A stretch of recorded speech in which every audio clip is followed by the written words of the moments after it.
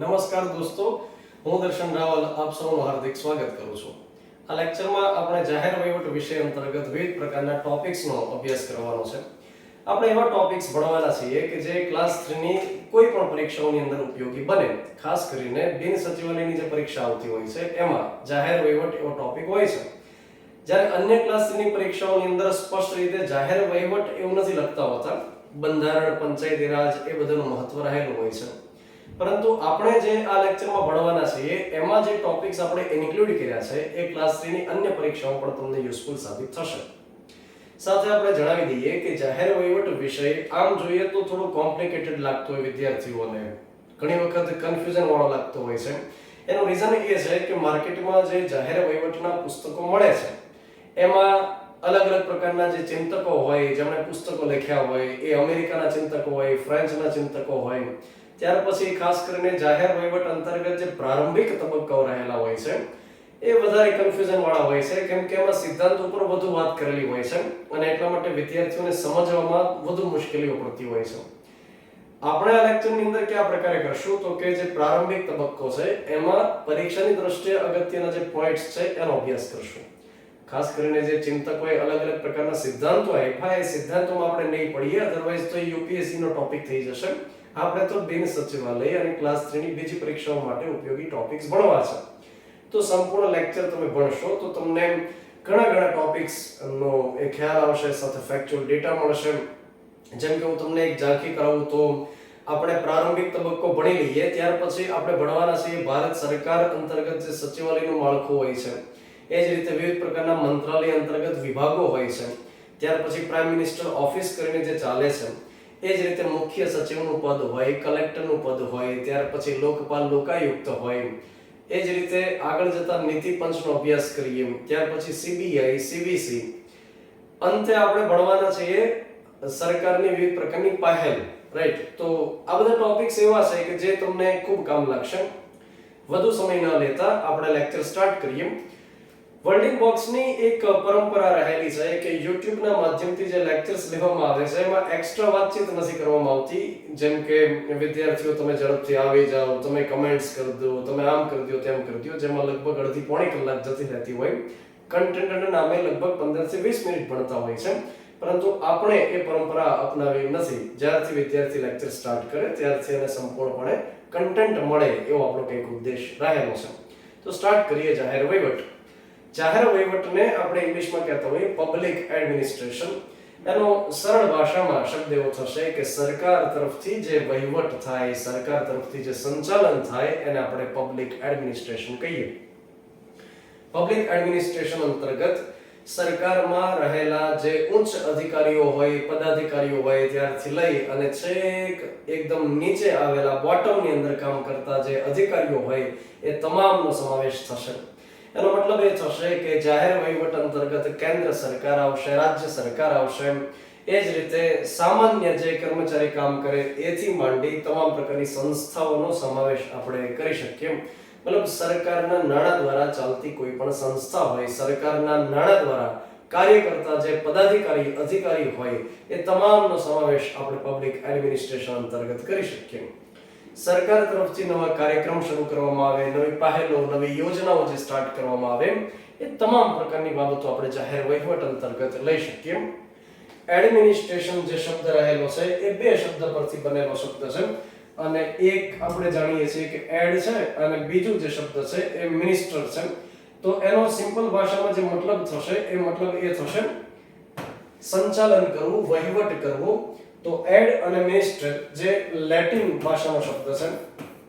વિદ્યાર્થીઓ આ શબ્દ વારંવાર સાંભળતા હોય છે કે લેટિન શબ્દ. લેટિન શબ્દનો બીજો કોઈ મતલબ નથી. લેટિન ભાષા એટલે કે યુરોપની અંદર જર્મની નામનો જે દેશ આવેલો છે ને એની આસપાસના વિસ્તારમાં બોલવામાં આવતી ભાષા હતી લેટિન ભાષા. હવે હાલના સમયમાં લેટિન ભાષા એટલી પ્રચલનમાં નથી, પરંતુ લેટિનના શબ્દો ઇંગ્લિશમાં કન્વર્ટ થઈ ગયા. તો લેટિન ભાષાનો શબ્દ છે એડમિનિસ્ટર, એડ અને મિનિસ્ટર. તો એના પરથી બનેલો શબ્દ એડમિનિસ્ટ્રેશન. ત્યાર પછી આપણે આગળ ચર્ચા કરીએ.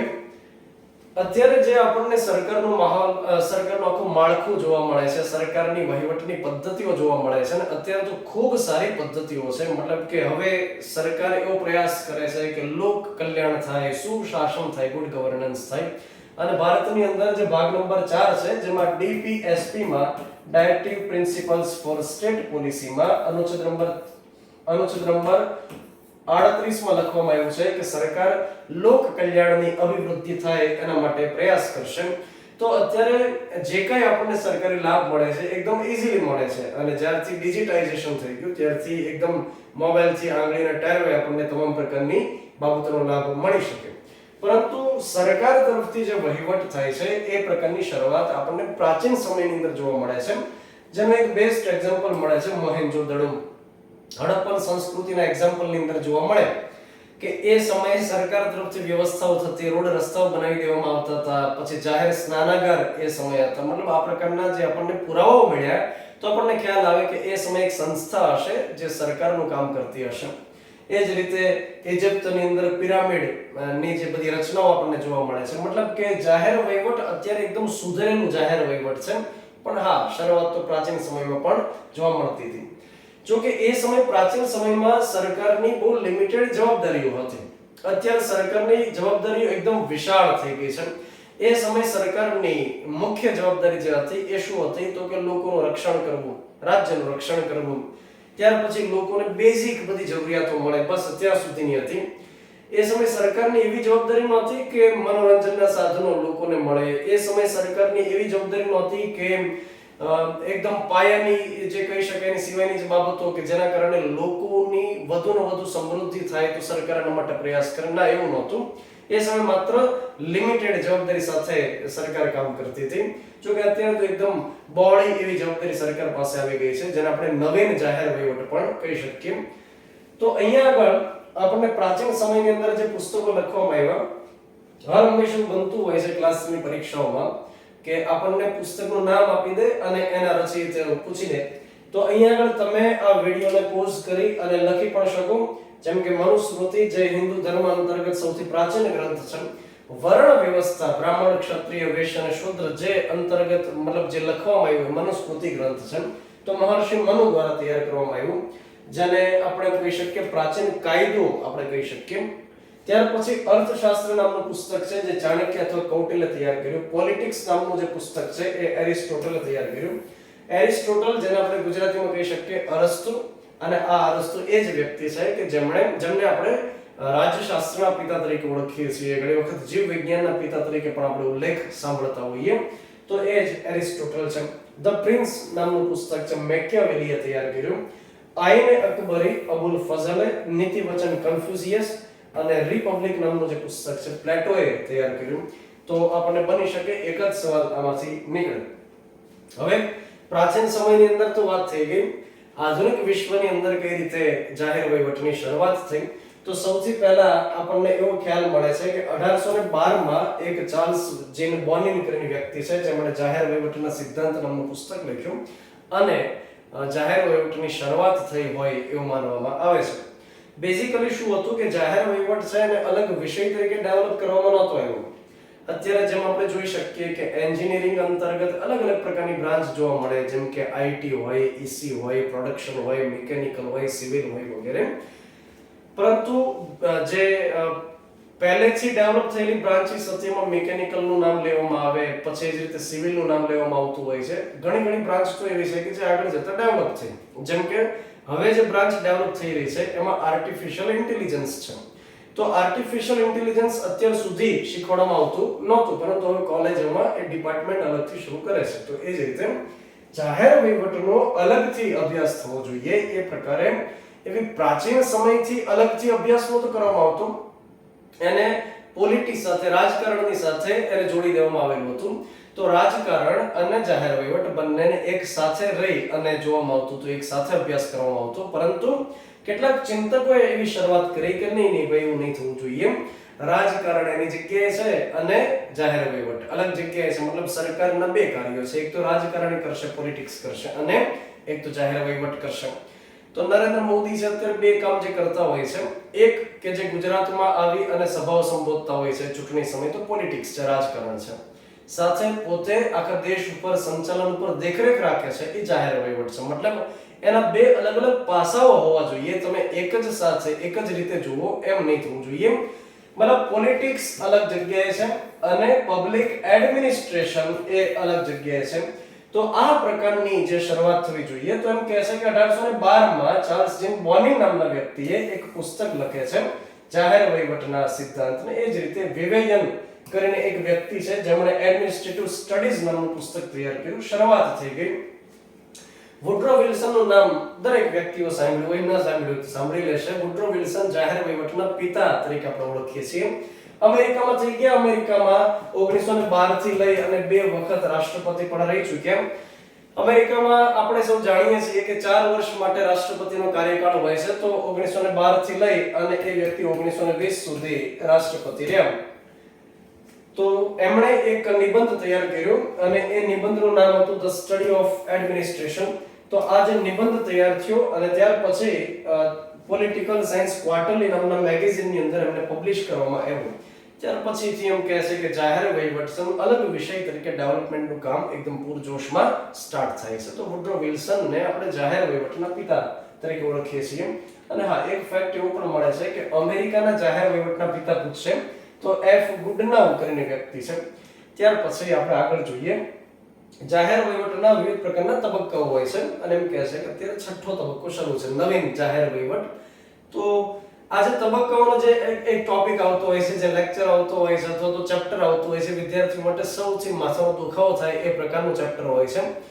પણ એ બધા જો તબક્કાઓને ડિટેલમાં સમજવા જશું તો આ લેક્ચર આપણો એકદમ ખૂબ વિસ્તૃત થઈ જશે અને તમે લેક્ચર ભણતા ભણતા કંટાળી જશો. તો મારી બિલકુલ ઈચ્છા નથી કે તમે કંટાળો.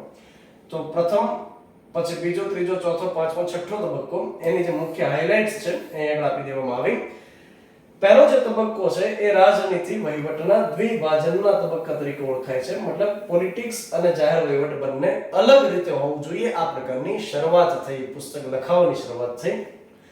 હવે જો તમે એક બાજુ પોલિટિક્સને કરી દેશો, રાજકારણને કરી દેશો અને બીજી બાજુ તમે મૂકી દેશો જાહેર વહીવટને, તો જાહેર વહીવટ માટે અલગ અલગ પુસ્તકો બનવા જોઈએ અને સાથે સિદ્ધાંતો મળવા જોઈએ. તો બીજા તબક્કાની અંદર વહીવટના સિદ્ધાંતો લખવામાં આવ્યા કે જાહેર વહીવટ કઈ રીતે ભણી શકાય, કઈ રીતે ભણાવી શકાય, કઈ રીતે વધુ સારું કરી શકાય. તો એના માટે સિદ્ધાંતો લખવામાં આવ્યા. બીજા તબક્કાને સુવર્ણ યુગ, ગોલ્ડન એરા તરીકે ઓળખવામાં આવે છે. જાહેર વહીવટના સુવર્ણ યુગ તરીકે બીજો તબક્કો છે. ત્રીજો તબક્કો છે કે જેની અંદર ચેતવણી અને આલોચના કરવામાં આવી. જ્યારે હર હંમેશ કોઈ ઘટના ઘટતી હોય છે તો બે પહેલું હોય છે, એક પોઝિટિવ બાબતો હોય, એક નેગેટિવ બાબતો હોય, બંનેનું મહત્વ રહેલું હોય. જાહેર વહીવટનો અલગ વિષય તરીકે ડેવલપમેન્ટનું કાર્ય શરૂ છે. પુસ્તકો લખાણા, પુસ્તકો વાંચી કેટલાક ટીકાકારોએ કીધું કે નહીં, આમાં અલગ કરી શકાય કોઈ બાબતો નથી, રાજકારણની સાથે જ જોડાયેલી બાબત આપણને દેખાય છે. તો ચેતવણી અને આલોચનાનો કાળ આવ્યો અને જેના પરિણામ સ્વરૂપે એક સ્વરૂપની સંકટ અવસ્થા આવી ગઈ કે જાહેર વહીવટને અલગ કરી શકાય કે બસ રાજકારણની સાથે જોડી દેવું. અને ત્યાર પછી પાંચમો તબક્કો એકદમ પરિપક્વતા કાળ આવ્યો. મતલબ કે જ્યારે કોઈ વ્યક્તિ નિરાશ, હતાશ થઈ જશે અને એ દરમિયાન જે પોતે એકાંત અનુભવશે, ત્યારે આત્મચિંતન કરશે, પોતાની જાતની સાથે વાત કરશે અને એનું પરિણામ એ આવશે કે એ હોય એના કરતાં થોડો વધુ મેચ્યોર બનશે, પરિપક્વ બનશે, જે પોતે ભૂતકાળમાં ભૂલ કરી હોય એને સોલ્વ કરશે. તો પરિપક્વતા કાળ એવો, મેચ્યોરિટી આવી ગઈ અને એના પરિણામ સ્વરૂપે એક નવીન જાહેર વહીવટ શરૂ થયો. નવીન જાહેર વહીવટના તબક્કામાં આપણે અત્યારે રહેલા છે કે જેની અંદર આપણે તમામ પ્રકારની બાબતો માટે સરકાર પાસે અપેક્ષા રાખી શકીએ અને આપણે એવી ઈચ્છા રાખીએ કે આપણને તમામ રીતે સરકાર હેલ્પ કરે. તો પહેલો જે પ્રાચીન સમયની અંદર જાહેર વહીવટ હતો, લિમિટેડ હતો ને, કે જેની અંદર સરકારની જવાબદારી શું હોય? લોકોની રક્ષા કરવી, લોકોની જાનમાલની રક્ષા કરવી, એમને ઘરની વ્યવસ્થા થાય અને બસ બેઝિક જરૂરિયાત સરકાર પૂરી પાડી દે. હવે આપણે એના કરતા વિશેષ અપેક્ષા રાખીએ, જેમ કે આપણે કોઈ પણ યોજનાનો લાભ એકદમ ઈઝીલી લઈ શકીએ. આપણે એવી અપેક્ષા રાખીએ કે સરકાર ઘર સુધી એ યોજનાનો લાભ પહોંચાડવા માટે આવે. જેમ કે તમને ખ્યાલ હશે કે માતૃત્વ યોજનાઓ અંતર્ગત અત્યારે રેશનને ઘર સુધી પહોંચાડવામાં આવે છે. એવી સરકાર વ્યવસ્થા કરે છે કે કુપોષિત બાળકો હોય આઈડેન્ટિફાઈ કરી ઘર સુધી લાભ મળી જાય. બાળ મંદિરમાં છોકરાઓને છેક ઘરેથી ત્યાં સુધી લઈ જાય. તો મતલબ સરકારની જવાબદારી ઓર વિશેષ છે. આપણે એક જગ્યાએથી બીજી જગ્યાએ જઈએ તો એકદમ ઇઝીલી પહોંચી શકીએ એવી આપણે અપેક્ષા રાખીએ. આપણી સાથે કોઈ ઘટના થાય છે તો એકદમ તાત્કાલિક આપણને ન્યાય મળે એવી અપેક્ષા આપણે સરકાર પાસે રાખીએ. એમાં ખોટું કશું નથી, પરંતુ સરકારની જવાબદારી અત્યારે વધી ગઈ છે. જેમ કે કોઈ માનો કે આપત્તિ આવી ગઈ હોય, અત્યારે હોનારત કોઈ થઈ ગઈ હોય, માનો કે કોરોનાની મહામારી આવી, તો એ સમયે સરકારની જવાબદારી વિશેષ વધી. આપણે સૌ જાણીએ છીએ કે કુદરતી આપત્તિ છે, તેમ છતાં આપણે એ અપેક્ષા રાખીએ છીએ કે જે સરકાર હોય એ સરકાર આ તમામ પ્રકારની પરિસ્થિતિને પહોંચી વળવા માટે ડબલ પ્રયાસ કરે. મોહેન્જો-દડો વખતે કે હડપ્પન સંસ્કૃતિ વખતે કે ઇજિપ્તના પિરામિડની જે સંસ્કૃતિ હતી એ વખતે સરકારની એટલી વિશેષ જવાબદારી નહોતી કે કુદરતી આપત્તિ વખતે સરકાર લોકોને ઘર ઘર સુધી સહાય પહોંચાડે. એ આ નવીન જાહેર વહીવટનું એક પરિણામ છે કે લોકો સરકાર પાસે આ તમામ પ્રકારની અપેક્ષાઓ રાખે. ત્યાર પછી આપણે આગળ વધીએ. જ્યારે તમે જાહેર વહીવટનો અભ્યાસ કરો ત્યારે સંચાલનના કેટલાક સિદ્ધાંતો હોય છે. જેમ કે એક પોસ્ટ કોપ છે જે ખૂબ વધુ ફેમસ બને, અને એક હેનરી ફેરો તૈયાર કર્યું પોકોક છે.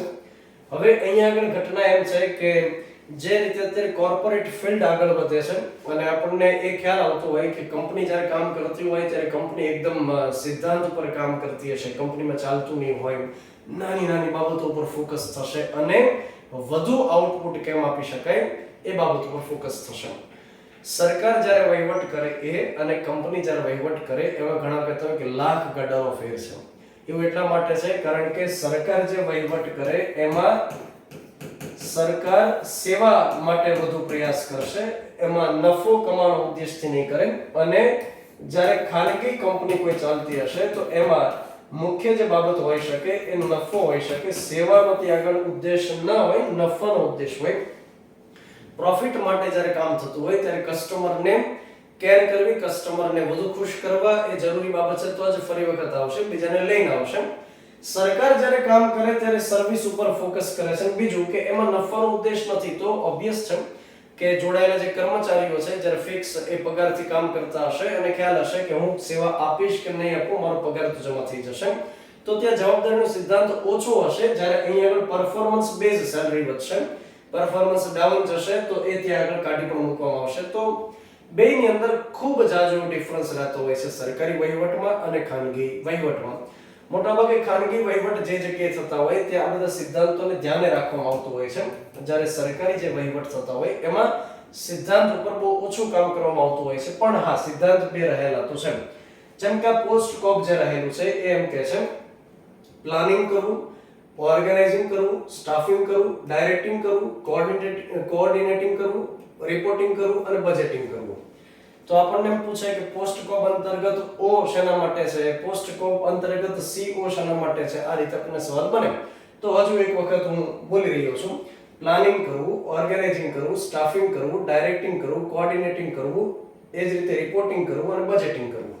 એ જ રીતે હેનરી ફેલ નામના વ્યક્તિએ પોકોક માટેનો સિદ્ધાંત આપેલો, જેનો પણ મતલબ આવો જ થાય છે કે પ્લાનિંગ કરવું, ઓર્ગેનાઇઝિંગ કરવું, એ જ રીતે કમાન્ડિંગ કરવું, એ જ રીતે કોઓર્ડિનેટિંગ કરવું અને એ જ રીતે કંટ્રોલિંગ કરવું. તો આ રીતે સિદ્ધાંતો રહેલા છે. સાથે જ્યારે કોઈ વસ્તુ શરૂ કરી દેવામાં આવે, જ્યારે કોઈ યોજના લોન્ચ કરવામાં આવે, તમે જુઓ કે જ્યારે કોઈ નાની કંપની ચાલતી હશે તો એમાં સરળતા રહેશે સંચાલન માટે. કોઈ મોટી કંપની હશે તો એમાં વધુ સ્ટાફ મૂકી દીધો હશે, પણ હા, એમાં સરળતા તો રહેશે. જ્યારે આખો એક દેશ ચલાવવાનો હશે ત્યારે એમાં મુશ્કેલીઓ અનેક પ્રકારની આવશે. તો ભારત સરકાર જ્યારે વિવિધ પ્રકારની અનેક યોજનાઓ ચલાવે છે, જે લગભગ મંત્રીઓને નહીં ખબર હોય કે કેટલી યોજના ચાલે છે. તો જ્યારે આટલી યોજના આખા દેશભરની અંદર ચાલતી હોય તો સમયાંતરે એ ચેક કરવું જરૂરી છે કે યોજના ક્યાં પહોંચી, એ યોજના લોકો સુધી પહોંચી કે અન્ય કોઈ વ્યક્તિ સુધી પહોંચી ગઈ, તો એ ચેક કરવું જરૂરી છે. તો એના માટે કેટલીક મેથડ્સ હોય છે. જેમ કે એક CPM કરીને મેથડ આવતી હોય છે, ક્રિટિકલ પાથ મેથડ. આપણે માત્ર પૂરા નામ યાદ રાખશું. આપણે MBA નો અભ્યાસ નથી કરતા, આપણે BBA નથી ભણતા, આપણે માત્ર બે સચિવાલયની પરીક્ષા માટે ક્લાસ 3 માટે જરૂરી છે. તો CPM અંતર્ગત એક્ઝેક્ટ શું થાય એ એક લેક્ચર માંગેલી બાબત છે, પણ આપણે પૂરું નામ યાદ રાખી લઈએ. ક્રિટિકલ પાથ મેથડ હોય છે. ત્યાર પછી એક પટ કરીને મેથડ હોય છે, જે અંતર્ગત શું થશે તો કે કોઈ પ્રોગ્રામ લોન્ચ કરી દીધો પછી ઇવેલ્યુએટ કરવું, મૂલ્યાંકન કરવું અને એને ચેક કર્યા કરવું કે શું આમાં ખામી છે, શું સુધારી શકાય એમ છે. તો program evaluation and review technique કરીને આ ઓળખાય છે પટ. તો CPM હોય છે એક પટ હોય છે કે જેના માધ્યમથી જે યોજના જે બાબતો લાગુ કરવામાં આવી એને ચેક કરી શકાય, જેના પૂરા નામ પણ બની શકે, પરીક્ષામાં પૂછાય. હવે આપણે વાત કરીએ કે ભારતમાં જાહેર વહીવટ કઈ રીતે આગળ વધ્યો. તો અમેરિકાની અંદર આ પ્રકારે ચિંતકો થઈ ગયા કે જેમણે જાહેર વહીવટ અલગ વિષય ડેવલપ કરવા માટે પ્રયાસ કર્યો. યુરોપના દેશોની અંદર પબ્લિક એડમિનિસ્ટ્રેશન કરીને જે શબ્દ છે એ વધુ પ્રચલનમાં આવ્યું. તો અમેરિકાએ શરૂઆત કરી, યુરોપમાં પબ્લિક એડમિનિસ્ટ્રેશન શબ્દ વધુ ફેમસ બન્યો. ભારતની અંદર એ વિષય તરીકે દાખલ કરવાની શરૂઆત થઈ. જેમ કે હું તમને એક સરળ ઉદાહરણ આપું કે સોફિયા નામની જે ફિમેલ રોબોટ છે જેમને આર્ટિફિશિયલ ઇન્ટેલિજન્સ નું ઉદાહરણ એક છે અને જેમને નાગરિકતા આપી, સાઉદી અરેબિયાની અંદર નાગરિકતા આપી. સેમ નામનો જે રોબોટ છે એમને ન્યુઝીલેન્ડમાં નાગરિકતા આપી. તો દેશ અને દુનિયાની અંદર જ્યારે આર્ટિફિશિયલ ઇન્ટેલિજન્સનો અભ્યાસ શરૂ થઈ ગયો, એની એપ્લિકેશન્સ શરૂ થઈ ગઈ, એનો ઉપયોગ શરૂ થઈ ગયો, ત્યારે ભારત સરકાર એવું તો વિચારે કે અમે એમાં પાછળ ન રહી જઈએ. તો હૈદરાબાદ ખાતે જે IIT આવેલી છે એમાં આર્ટિફિશિયલ ઇન્ટેલિજન્સનો અભ્યાસ શરૂ કરાયો. સેમ વસ્તુ કે જ્યારે અમેરિકાની અંદર શરૂ થઈ જાય છે, યુરોપની અંદર શરૂ થઈ જાય છે, તો ભારત સરકારે વિચારશે કે ભાઈ આપણે પાછળ ન રહી જઈએ. તો 1930માં સૌપ્રથમ એમ કહે છે કે લખનઉ યુનિવર્સિટીમાં એક વિષય તરીકે ભણાવવાની શરૂઆત થઈ. લખનઉ યુનિવર્સિટીમાં વિષય તરીકે શરૂઆત થઈ. હવે સ્ટેપ પછી સ્ટેપ આગળ વધતું જશે. તો એક વિષયમાંથી શું શરૂ થશે, એક આખો કોર્સ શરૂ થશે. તો એક ડિપ્લોમાનો કોર્સ શરૂ કરવામાં આવ્યો મદ્રાસ યુનિવર્સિટીમાં. એ જ રીતે નાગપુર યુનિવર્સિટી શું કર્યું, એક આખો વિભાગ શરૂ કરી દીધો. તો એક વિષય આવ્યો, એક કોર્સ આવ્યો, હવે એક ડિપાર્ટમેન્ટ આવ્યો. અને નાગપુર યુનિવર્સિટીમાં એક પ્રોફેસર છે MP શર્મા. તો એમણે આ જાહેર વહીવટના હેડ બની ગયા, મતલબ ડિપાર્ટમેન્ટના હેડ બની ગયા અને એમને પ્રથમ પ્રોફેસર તરીકે ધ્યાને લેવામાં આવતા હોય છે. બની શકે સવાલ પૂછાય. ત્યાર પછી 1954 ની અંદર ઇન્ડિયન ઇન્સ્ટિટ્યૂટ ઓફ પબ્લિક એડમિનિસ્ટ્રેશનની રચના કરવામાં આવી. જવાહરલાલ નહેરુ એ સમય વડાપ્રધાન હતા અને એમણે પ્રયાસ કર્યા. પોલ એચ એપલબી નામના જે વ્યક્તિ છે, પોલ એચ એપલબી નામના વ્યક્તિ, એમણે ભલામણ કરી અને જવાહરલાલ નહેરુએ શરૂઆત કરાવી. તો ઇન્ડિયન ઇન્સ્ટિટ્યૂટ ઓફ પબ્લિક એડમિનિસ્ટ્રેશનની રચના 1954માં કરી દેવામાં આવી. ત્યાર પછી 1987માં UPSC એક વિષય તરીકે પબ્લિક એડમિનિસ્ટ્રેશનની શરૂઆત કરી. તો જ્યારે UPSC ની પરીક્ષા દેવામાં આવતી હોય તો એ સમય શું થતું હોય કે કોઈને કોઈ સબ્જેક્ટ સિલેક્ટ કરવાનો હોય. તો UPSC એ પોતે જે વિષયનું સિલેક્શન આપ્યું એમાં 1987 થી શરૂઆત કરી કે આ વિષય પણ વિદ્યાર્થીઓ રાખી શકશે. તો આ જે આખી સ્લાઇડ છે એમાંથી બની શકે એકાદો સવાલ પૂછાતા આવ્યા છે એ પ્રકારના ફેક્ટ્સ છે. ત્યાર પછી આપણે વાત કરીએ PMO પ્રાઇમ મિનિસ્ટર ઓફિસ. જ્યાંથી નરેન્દ્ર મોદી નિર્ણયો કરે છે, જે મીટિંગ્સ કરે છે, ડે ટુ ડે કામગીરી ઉપર ચર્ચાઓ કરે છે, એ છે પ્રાઇમ મિનિસ્ટર ઓફિસ. હવે આ PMO ભારત દેશની સૌથી શક્તિશાળી ઓફિસ આપણે કહી શકીએ કે જ્યાં આગળ ભારત દેશના સૌથી શક્તિશાળી વ્યક્તિ કામ કરે છે, વડાપ્રધાન કામ કરે છે, જેની પાસે વાસ્તવિક સત્તાઓ રહેલી છે. તો PMO ઓફિસ છે. તો એનું સૌથી પહેલા નામ હતું પ્રાઇમ મિનિસ્ટર સચિવાલય. જેમ અત્યારે આપણે જોઈ શકીએ કે રાષ્ટ્રપતિની પાસે પોતાનું એક અધિકારી મંડળ છે. રાષ્ટ્રપતિ રામનાથ કોવિંદ કામ કરે છે તો એને કોઈક સજેશન્સ દેવા માટે આખું એક તંત્ર કામ કરે જે સચિવાલય છે. નાણાં મંત્રાલય, ગૃહ મંત્રાલય, દરેક મંત્રાલયના પોતપોતાના એક સચિવાલય હોય છે જે અમને કાયદાકીય બાબતોમાં અને રૂટીન બાબતોની અંદર મદદ કરે. તો નામ શું હતું? પ્રાઇમ મિનિસ્ટર સચિવાલય હતું, પ્રાઇમ મિનિસ્ટર સેક્રેટરીએટ હતું. 1947 ની અંદર એની રચના થઈ.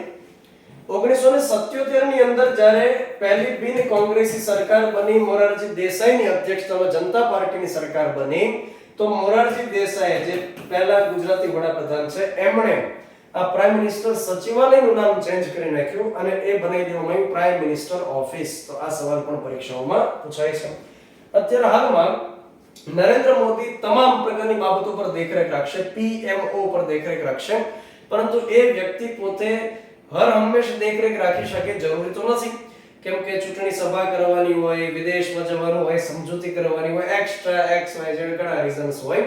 તો એ વ્યક્તિ પોતે ડે ટુ ડે PMO પર દેખરેખ નહીં રાખી શકે. તો એમની સાથે એક મદદ કરવા માટે અન્ય એક રાજકારણી મૂકશે, અન્ય એક મંત્રી મૂકશે. તો જેને આપણે શું કહેશું? રાજ્ય કક્ષાના મંત્રી.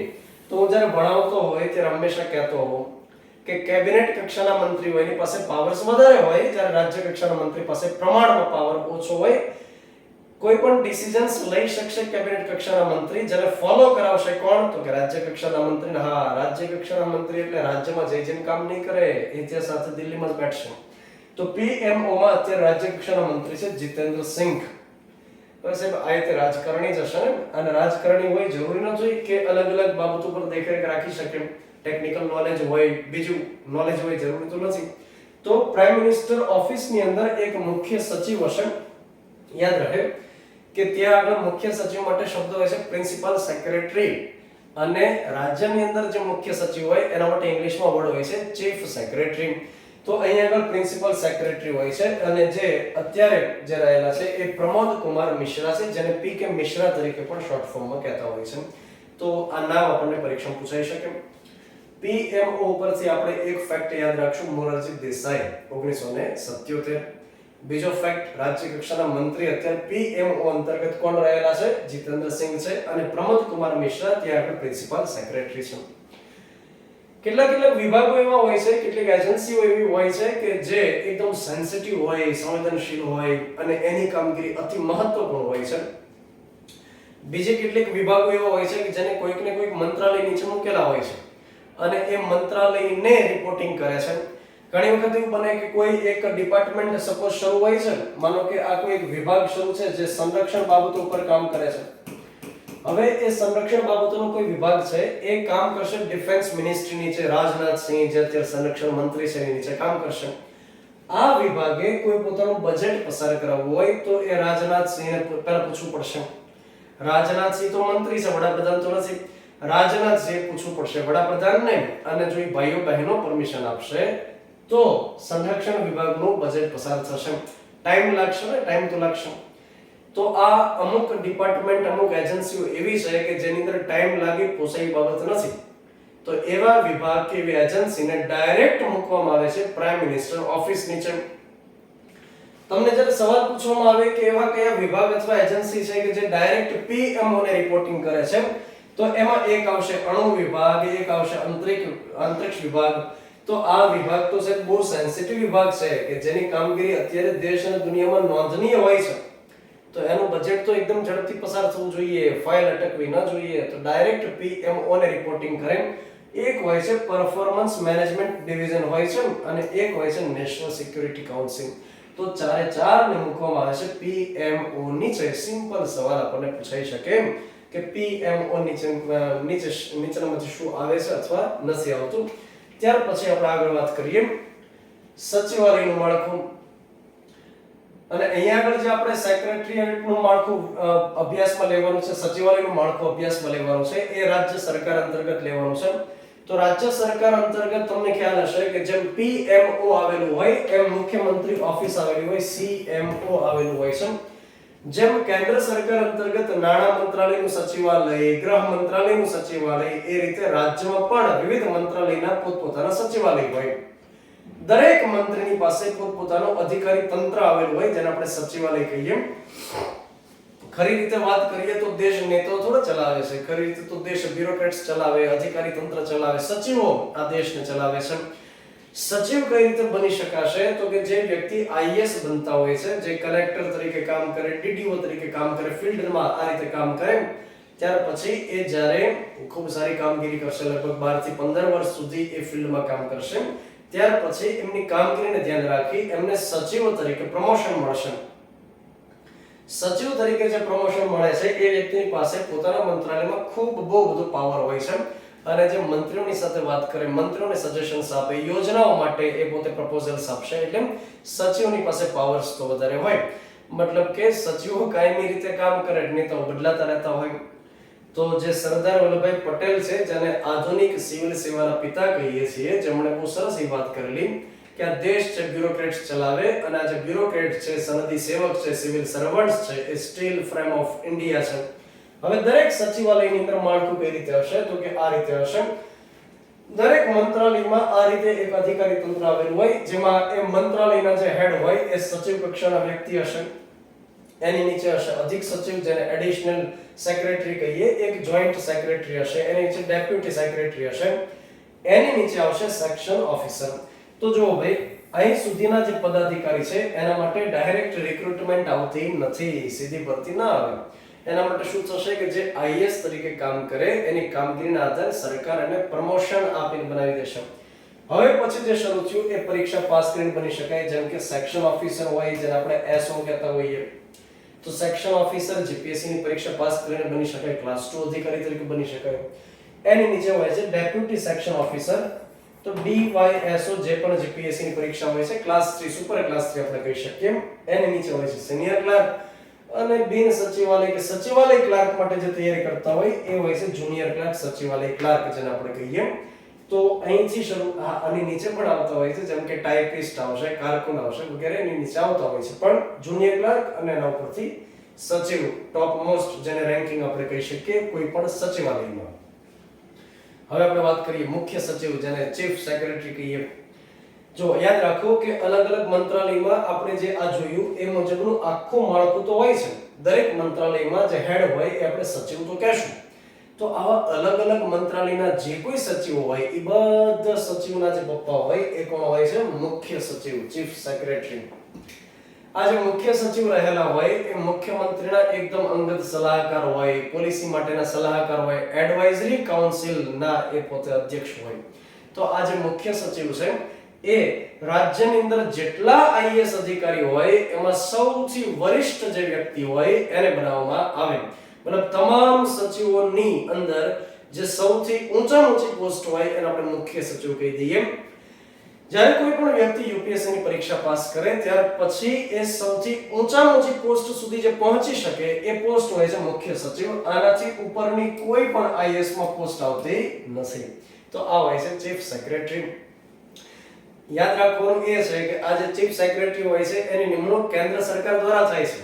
જ્યારે પરીક્ષામાં પૂછાય તો ભાવુક બની અને ટીક નહીં કરી દેવું રાજ્ય સરકાર, રાજ્યમાં કામ કરે પણ એની જે નિમણૂક થાય છે એ કેન્દ્ર સરકાર કરે. પણ હા, એટલી વાત હોય છે કે પોતાના રાજ્યમાં જે કામ કરતા આઈએએસ અધિકારી હોય એમાંથી મુખ્યમંત્રી સિલેક્ટ કરી શકે. મુખ્યમંત્રીની પાવર હોય છે પોતે પસંદગી કરી શકે. હવે જે મુખ્યમંત્રી રૂટીન કામ કરતા હોય એ મુખ્ય સચિવની સાથે કામ કરતા હોય. મુખ્ય સચિવ એવો તો વ્યક્તિ હોવો જોઈએ ને કે જે મુખ્યમંત્રીની સાથે ભળે, એની સાથે બને, એની સાથે વાદ વિવાદ કરે, ઊંધી ઊંધી સલાહ આપ્યા કરે. તો મુખ્યમંત્રી એવા વ્યક્તિને પસંદ કરશે જેની પર ટ્રસ્ટ કરી શકે, જે હોશિયાર હોય, જેનું મોઢું જોવું ગમે, કેમ કે આખો દિવસ એની સાથે પનારો પડે. તો મુખ્યમંત્રીને એક પાવર છે કે સિલેક્શન કરાવી શકે. પણ હા, એ નામ કોને મોકલશે? કેન્દ્ર સરકારને. કેન્દ્ર સરકાર એપોઇન્ટમેન્ટ આપશે અને મુખ્ય સચિવ બનાવી દેશે. બેઝિકલી જોવા જઈએ તો મુખ્ય સચિવનું જે પદ છે એ કેન્દ્ર સરકારમાં શરૂ થયેલું અને 1799 માં વેલેસ્લીના સમયની અંદર આ પદ શરૂ કરવામાં આવેલું. આગળ જતા ધીમે ધીમે કરતા કેન્દ્ર સરકારમાંથી પદ નીકળી ગયું. કેન્દ્ર સરકારમાં આપણે કીધું ને કે જે કેબિનેટ સેક્રેટરી હોય એ જ રીતે પ્રિન્સિપલ સેક્રેટરી હોય, ત્યાં ચીફ સેક્રેટરી એવું કોઈ પદ હોતું નથી. તો 1799 માં ગવર્નર જનરલ લોર્ડ વેલેસ્લીના ટાઈમમાં આ પદની શરૂઆત થઈ અને ત્યાર પછી રાજ્યની અંદર કન્વર્ટ થયું 1973 થી. એ પ્રકારની એક પદ્ધતિ છે, પરંપરા છે. યાદ રાખજો, ભારતીય બંધારણમાં કોઈ જગ્યાએ લખ્યું નથી, કોઈ કાયદામાં લખેલું નથી. આ માત્ર એક પરંપરા છે 1973 થી કે સૌથી વરિષ્ઠ વ્યક્તિને ચીફ સેક્રેટરી બનાવવામાં આવતા હોય છે. હું તમને વાત કરું કે આ જે ચીફ સેક્રેટરી હોય છે એ કોઈ પણ રાજ્યની અંદર જે સિવિલ સર્વન્ટ માટેનું જે બોર્ડ હોય છે, બરાબર, એના પોતે અધ્યક્ષ હોય છે. ત્યાર પછી જ્યારે યુપીએસસી ની પરીક્ષા પાસ કરી આઈએએસ આઈપીએસ અધિકારીઓ જ્યારે ગુજરાતની અંદર આવશે, જેમણે ગુજરાત કેડર સિલેક્ટ કરી હશે, તો એ કઈ જગ્યાએ કામ કરશે અને પોસ્ટિંગ કઈ જગ્યાએ હશે એ ડિસાઈડ કોણ કરશે? એ મુખ્ય સચિવ ડિસાઈડ કરશે. ત્યાર પછી કોઈ સચિવની કામગીરી માની લો કેવી છે કે જે નિરાશાજનક હોય, કામ કરવામાં સક્ષમ ન હોય, કોઈ સચિવને દૂર કરવાના હોય, કોઈ પાવર મુખ્ય સચિવની પાસે રહેલો હોય છે. તો કહેવાનો મતલબ શું થયો કે મુખ્ય સચિવ એ મુખ્યમંત્રીનો તમે ડાબો હાથ ગણો તો ડાબો, જમણો હાથ ગણો તો જમણો, કોઈ પણ તમે ગણી શકો એવું હોય છે. હવે એક વસ્તુ એ હોય છે કે મુખ્ય સચિવની જે એપોઇન્ટમેન્ટ કેન્દ્ર સરકારે કરી દીધી ત્યાર પછી કેટલા ટાઈમ માટે એ કામ કરશે? તો ટાઈમની બાબત તો એવી છે કે કોઈ ફિક્સેશન હોતું નથી, કોઈ નિશ્ચિત સમય નથી હોતો. પણ હા, એક જે વહીવટી સુધારણા પંચ છે, બીજું વહીવટી સુધારણા પંચ, તો એમણે ભલામણ કરેલી હતી કે એમનો કાર્યકાળ 3 થી 4 વર્ષ માટે હોવો જોઈએ, પરંતુ ફિક્સ એવું રાખેલું નથી. અત્યારે હાલમાં ગુજરાતની અંદર જે વ્યક્તિ કામ કરે છે એનું નામ છે પંકજ કુમાર. તો પંકજ કુમાર નામના વ્યક્તિ છે અત્યારે ગુજરાતમાં મુખ્ય સચિવ રહેલા છે. ત્યાર પછી એક મંગત રાય કરીને એક વ્યક્તિ થઈ ગયા, એમણે એક સ્ટેટમેન્ટ આપેલું જે હું અત્યારે ભૂલી જાઉં છું, મતલબ તમને જો સાંભળ્યું હોય અત્યારે પરીક્ષા પૂછાય તો કામ લાગી શકે. સરકારની પ્રક્રિયાનો ભાગ છે મુખ્ય સચિવ, અને લોકશાહી પ્રજાતંત્રમાં તેઓ માનવ પ્રક્રિયાનો ભાગ છે. તો એક બાજુ સરકારની પ્રક્રિયાનો ભાગ છે, એક બાજુ માનવ પ્રક્રિયાનો ભાગ છે, કેમ કે મુખ્ય સચિવ એક એવા વ્યક્તિ છે કે જે રાજ્યમાં શું ચાલી રહ્યું છે એની પર સતત દેખરેખ રાખે છે, માણસોને અગવડતા પડે છે કે કેમ યોજનાનો લાભ પહોંચે છે, કેમ, તો દરેક મંત્રાલયની કામગીરી ઉપર એમની દેખરેખ તો રહે છે. આ કોઈ એક મંત્રાલયના હેડ નથી, વન સેકન્ડ, તમામ મંત્રાલયોના જેટલા સચિવ છે બધાના હેડ છે, મતલબ માનવ પ્રક્રિયાનો ભાગ છે, કેમ કે માણસોની સાથે ડાયરેક્ટલી જોડાયેલા વ્યક્તિ આપણે ગણી શકીએ. તો એક બાજુ સરકારની પ્રક્રિયાનો ભાગ છે, એક બાજુ માનવ પ્રક્રિયાનો ભાગ રહેલા છે. તો જેમ આપણે મુખ્ય સચિવની વાત કરી એ જ રીતે એક પદ આપણે વાત કરીએ કલેક્ટર. તો કલેક્ટરનું પદ તો ખૂબ સારી રીતે રિસ્પેક્ટ સાથે લેવામાં આવતું હોય છે ને, જે રૂટીનમાં કહેવત પણ હોય છે, તું કે કલેક્ટરનો દીકરો છો. તો કલેક્ટરની પાસે પાવર્સ રહેલો હોય છે, યુપીએસસીની પરીક્ષા પાસ કરી અને કલેક્ટર બની શકે, ક્લાસ 1 અધિકારી છે. સાથે એવું પણ હોય છે કે રાજ્ય સરકારમાં પરીક્ષા પાસ કરે, ક્લાસ 2 અધિકારી બને, જેમ કે જીપીએસસીની પરીક્ષા આપે, ક્લાસ 2 અધિકારી બને, એમાંથી પ્રમોશન મેળવી, બઢતી મેળવી અને કલેક્ટર બની શકે, બંને રીતે બની શકાય. તો આ જે કલેક્ટરનું પદ છે વોરન હેસ્ટિંગ્સના સમયની અંદર શરૂ થયું, અને વોરન હેસ્ટિંગ્સના સમયની અંદર ઘટના એ છે કે એમણે બોર્ડ ઓફ રેવન્યુની સ્થાપના કરી, અને એ અંતર્ગત રેવન્યુ કલેક્ટ કરવા માટે એક પદની જરૂર પડી, તો કલેક્ટર ઊભું કરી દીધું. તો રેવન્યુ કલેક્ટ કરવાનું જે કામ કરે એને કહેશું કલેક્ટર. એ સમય બહુ પ્રાથમિક જવાબદારી હતી ને, કે માત્ર રેવન્યુ કલેક્ટ કરવાનો, જમીન મહેસૂલ ઉઘરાવી ઉપર રિપોર્ટિંગ કરી દેવાનું, બસ આટલું કામ હતું. પણ આગળ જતા જે કોર્નવોલિસ નામના વ્યક્તિ થઈ ગયા, કોર્નવોલિસે પોલીસ સુધારણા કરી, અને પોલીસ સુધારણા અંતર્ગત એમને કલેક્ટરને જિલ્લાનું સમગ્ર જે પોલીસનું આખું તંત્ર છે એમને હેડ બનાવી દીધા. હવે આપણે એ તો જાણીએ છીએ કે જિલ્લાની અંદર પોલીસ વડા હોય છે એસપી, સુપ્રિન્ટેન્ડન્ટ ઓફ પોલીસ, પરંતુ એના ઉપર પણ રાખી દીધા કલેક્ટરને. એટલે કે તમને જ્યારે એ પ્રકારે પૂછવામાં આવશે કે જિલ્લાની અંદર જ્યારે કાયદો અને વ્યવસ્થા જળવાયેલી નહીં હોય તો એની જવાબદારી કોની ગણાશે? એની જવાબદારી એસપી ની તો છે જ, સાથે અંતિમ જવાબદારી હોય કલેક્ટરની. તો આ કલેક્ટર છે એમની પાસે કેટલીક બાબતો હોય છે, જેમ કે કાયદો અને વ્યવસ્થા જાળવવી, કોઈ જગ્યાએ હુલ્લડ થયું હોય તો શાંત પાડવું, એકદમ હિંસક આંદોલન બની ગયું હોય શાંત પાડવું, એ જ રીતે જેલ સુધારણા, આ તમામ પ્રકારની જે બાબતો કલેક્ટર અંતર્ગત આવતી હોય છે. એ જ રીતે આપણે વાત કરીએ કે કલેક્ટરની જે અન્ય કેટલીક ભૂમિકાઓ હોય છે એ અંતર્ગત વિવિધ પ્રકારના, જેમ કે ટ્રેઝરી ડિપાર્ટમેન્ટ કલેક્ટર અંતર્ગત આવવાનો રહેશે. એ જ રીતે નાણાકીય બાબતોની જે બાબતો છે એ પણ કલેક્ટર પાસે આવશે. આપત્તિ વ્યવસ્થાપન જ્યારે હોય ત્યારે પણ કલેક્ટર મુખ્ય વ્યક્તિ હોય છે. જેમ કે જે રીતે એક નેશનલ ડિઝાસ્ટર મેનેજમેન્ટ ઓથોરિટી આવેલી હોય છે, નેશનલ ડિઝાસ્ટર મેનેજમેન્ટ ઓથોરિટી આપત્તિ વ્યવસ્થાપન માટે કામ કરતી એક એજન્સી છે.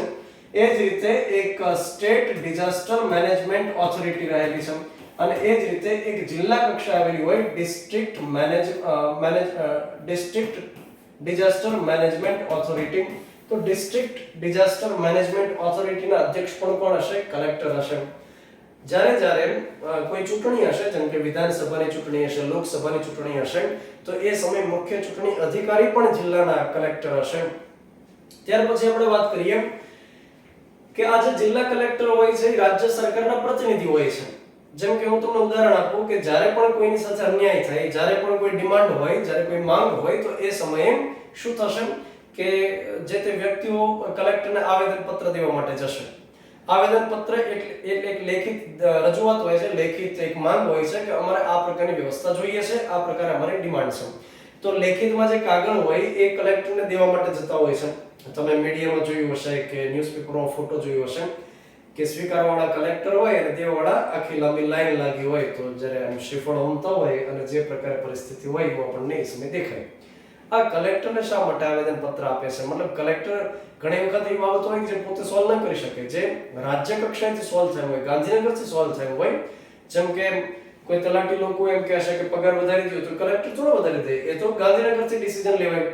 તો કલેક્ટરને કેમ આવેદન પત્ર આપે? કારણ કે કલેક્ટર જિલ્લા અને રાજ્યને જોડવાનું કામ કરે છે એ રાજ્યના પ્રતિનિધિ છે જે જિલ્લામાં કામ કરે છે. એવી અપેક્ષા રખાય છે કે કલેક્ટરને જે સોંપવામાં આવે એ રાજ્ય સુધી પહોંચાડે, ત્યાં સુધી વાત કરે.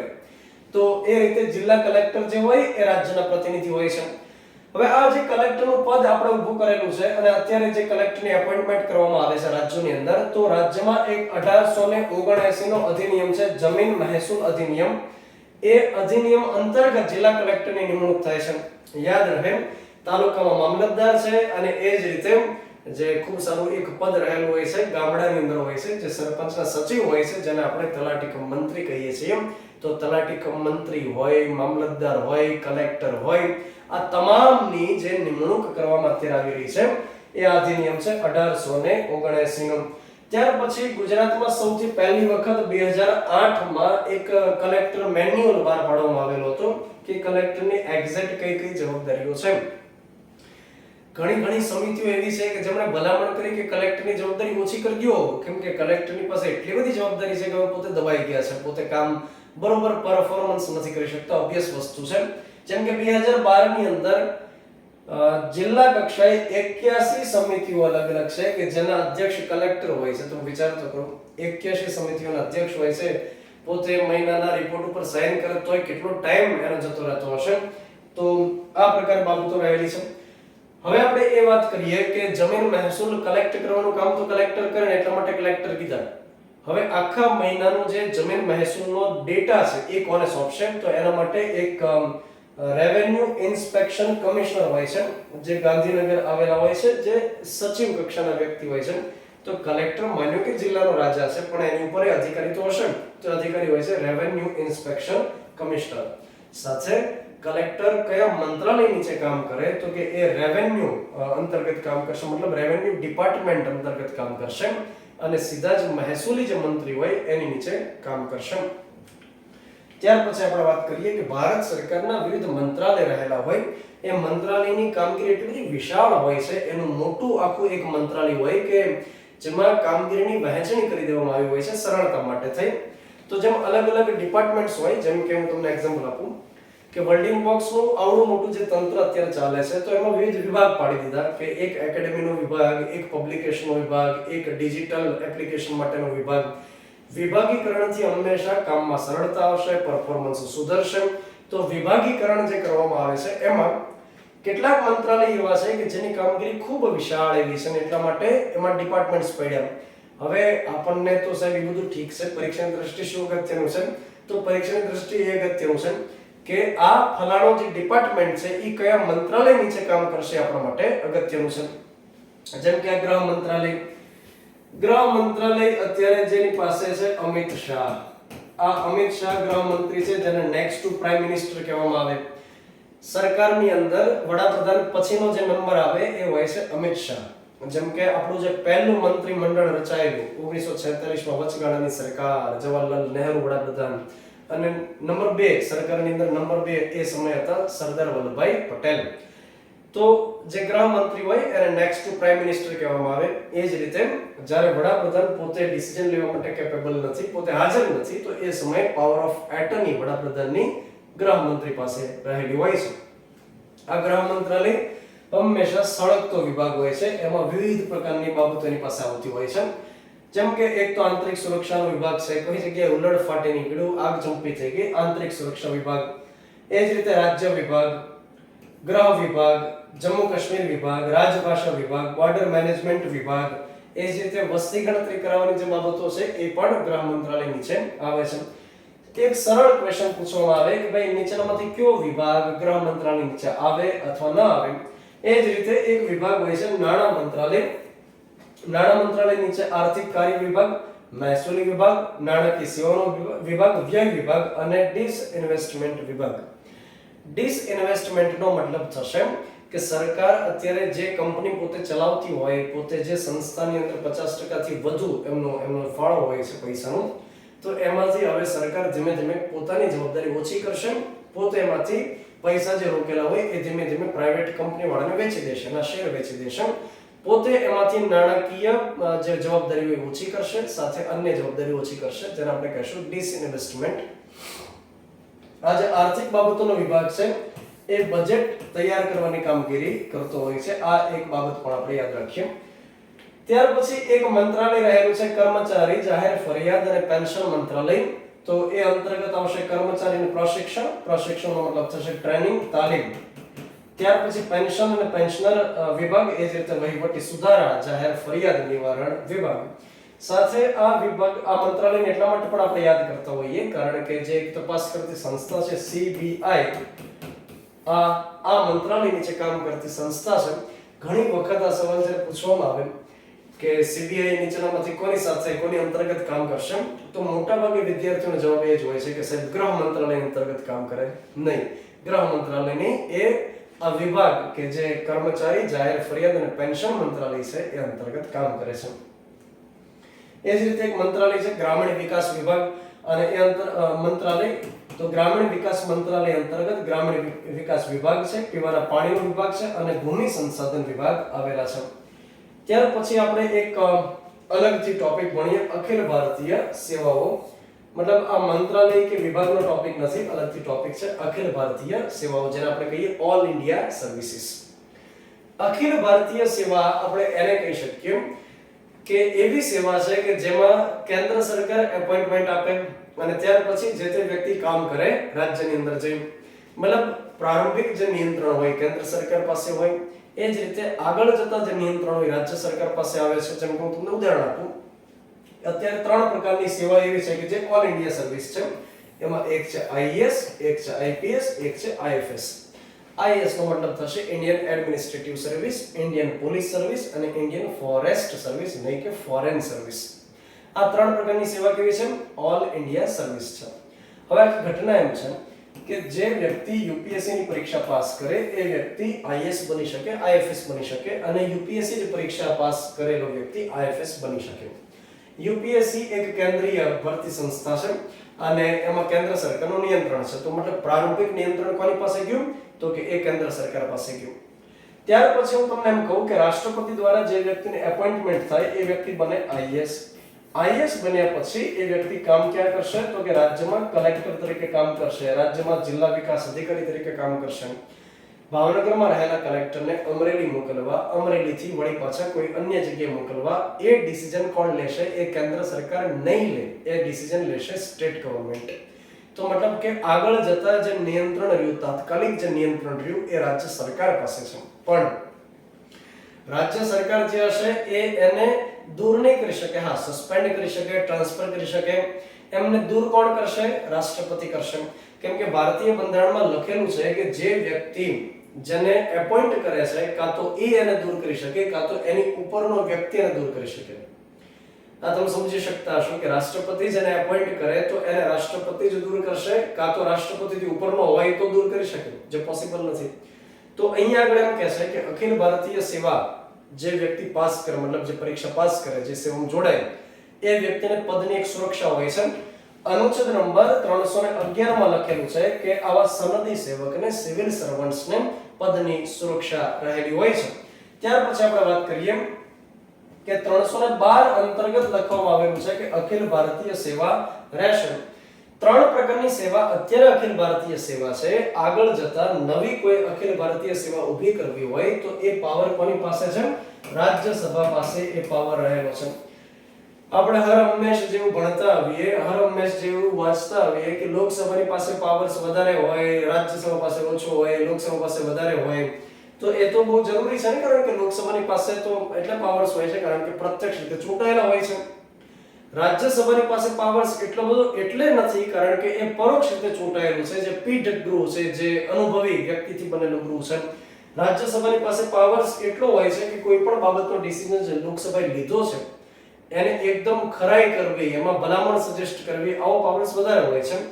રાજ્યસભાની પાસે આ એક બાબતમાં લોકસભા કરતા વધારે પાવર છે કે નવી અખિલ ભારતીય સેવા ઊભી કરી શકે, ઓલ ઇન્ડિયા સર્વિસ નવી ઊભી કરી શકે.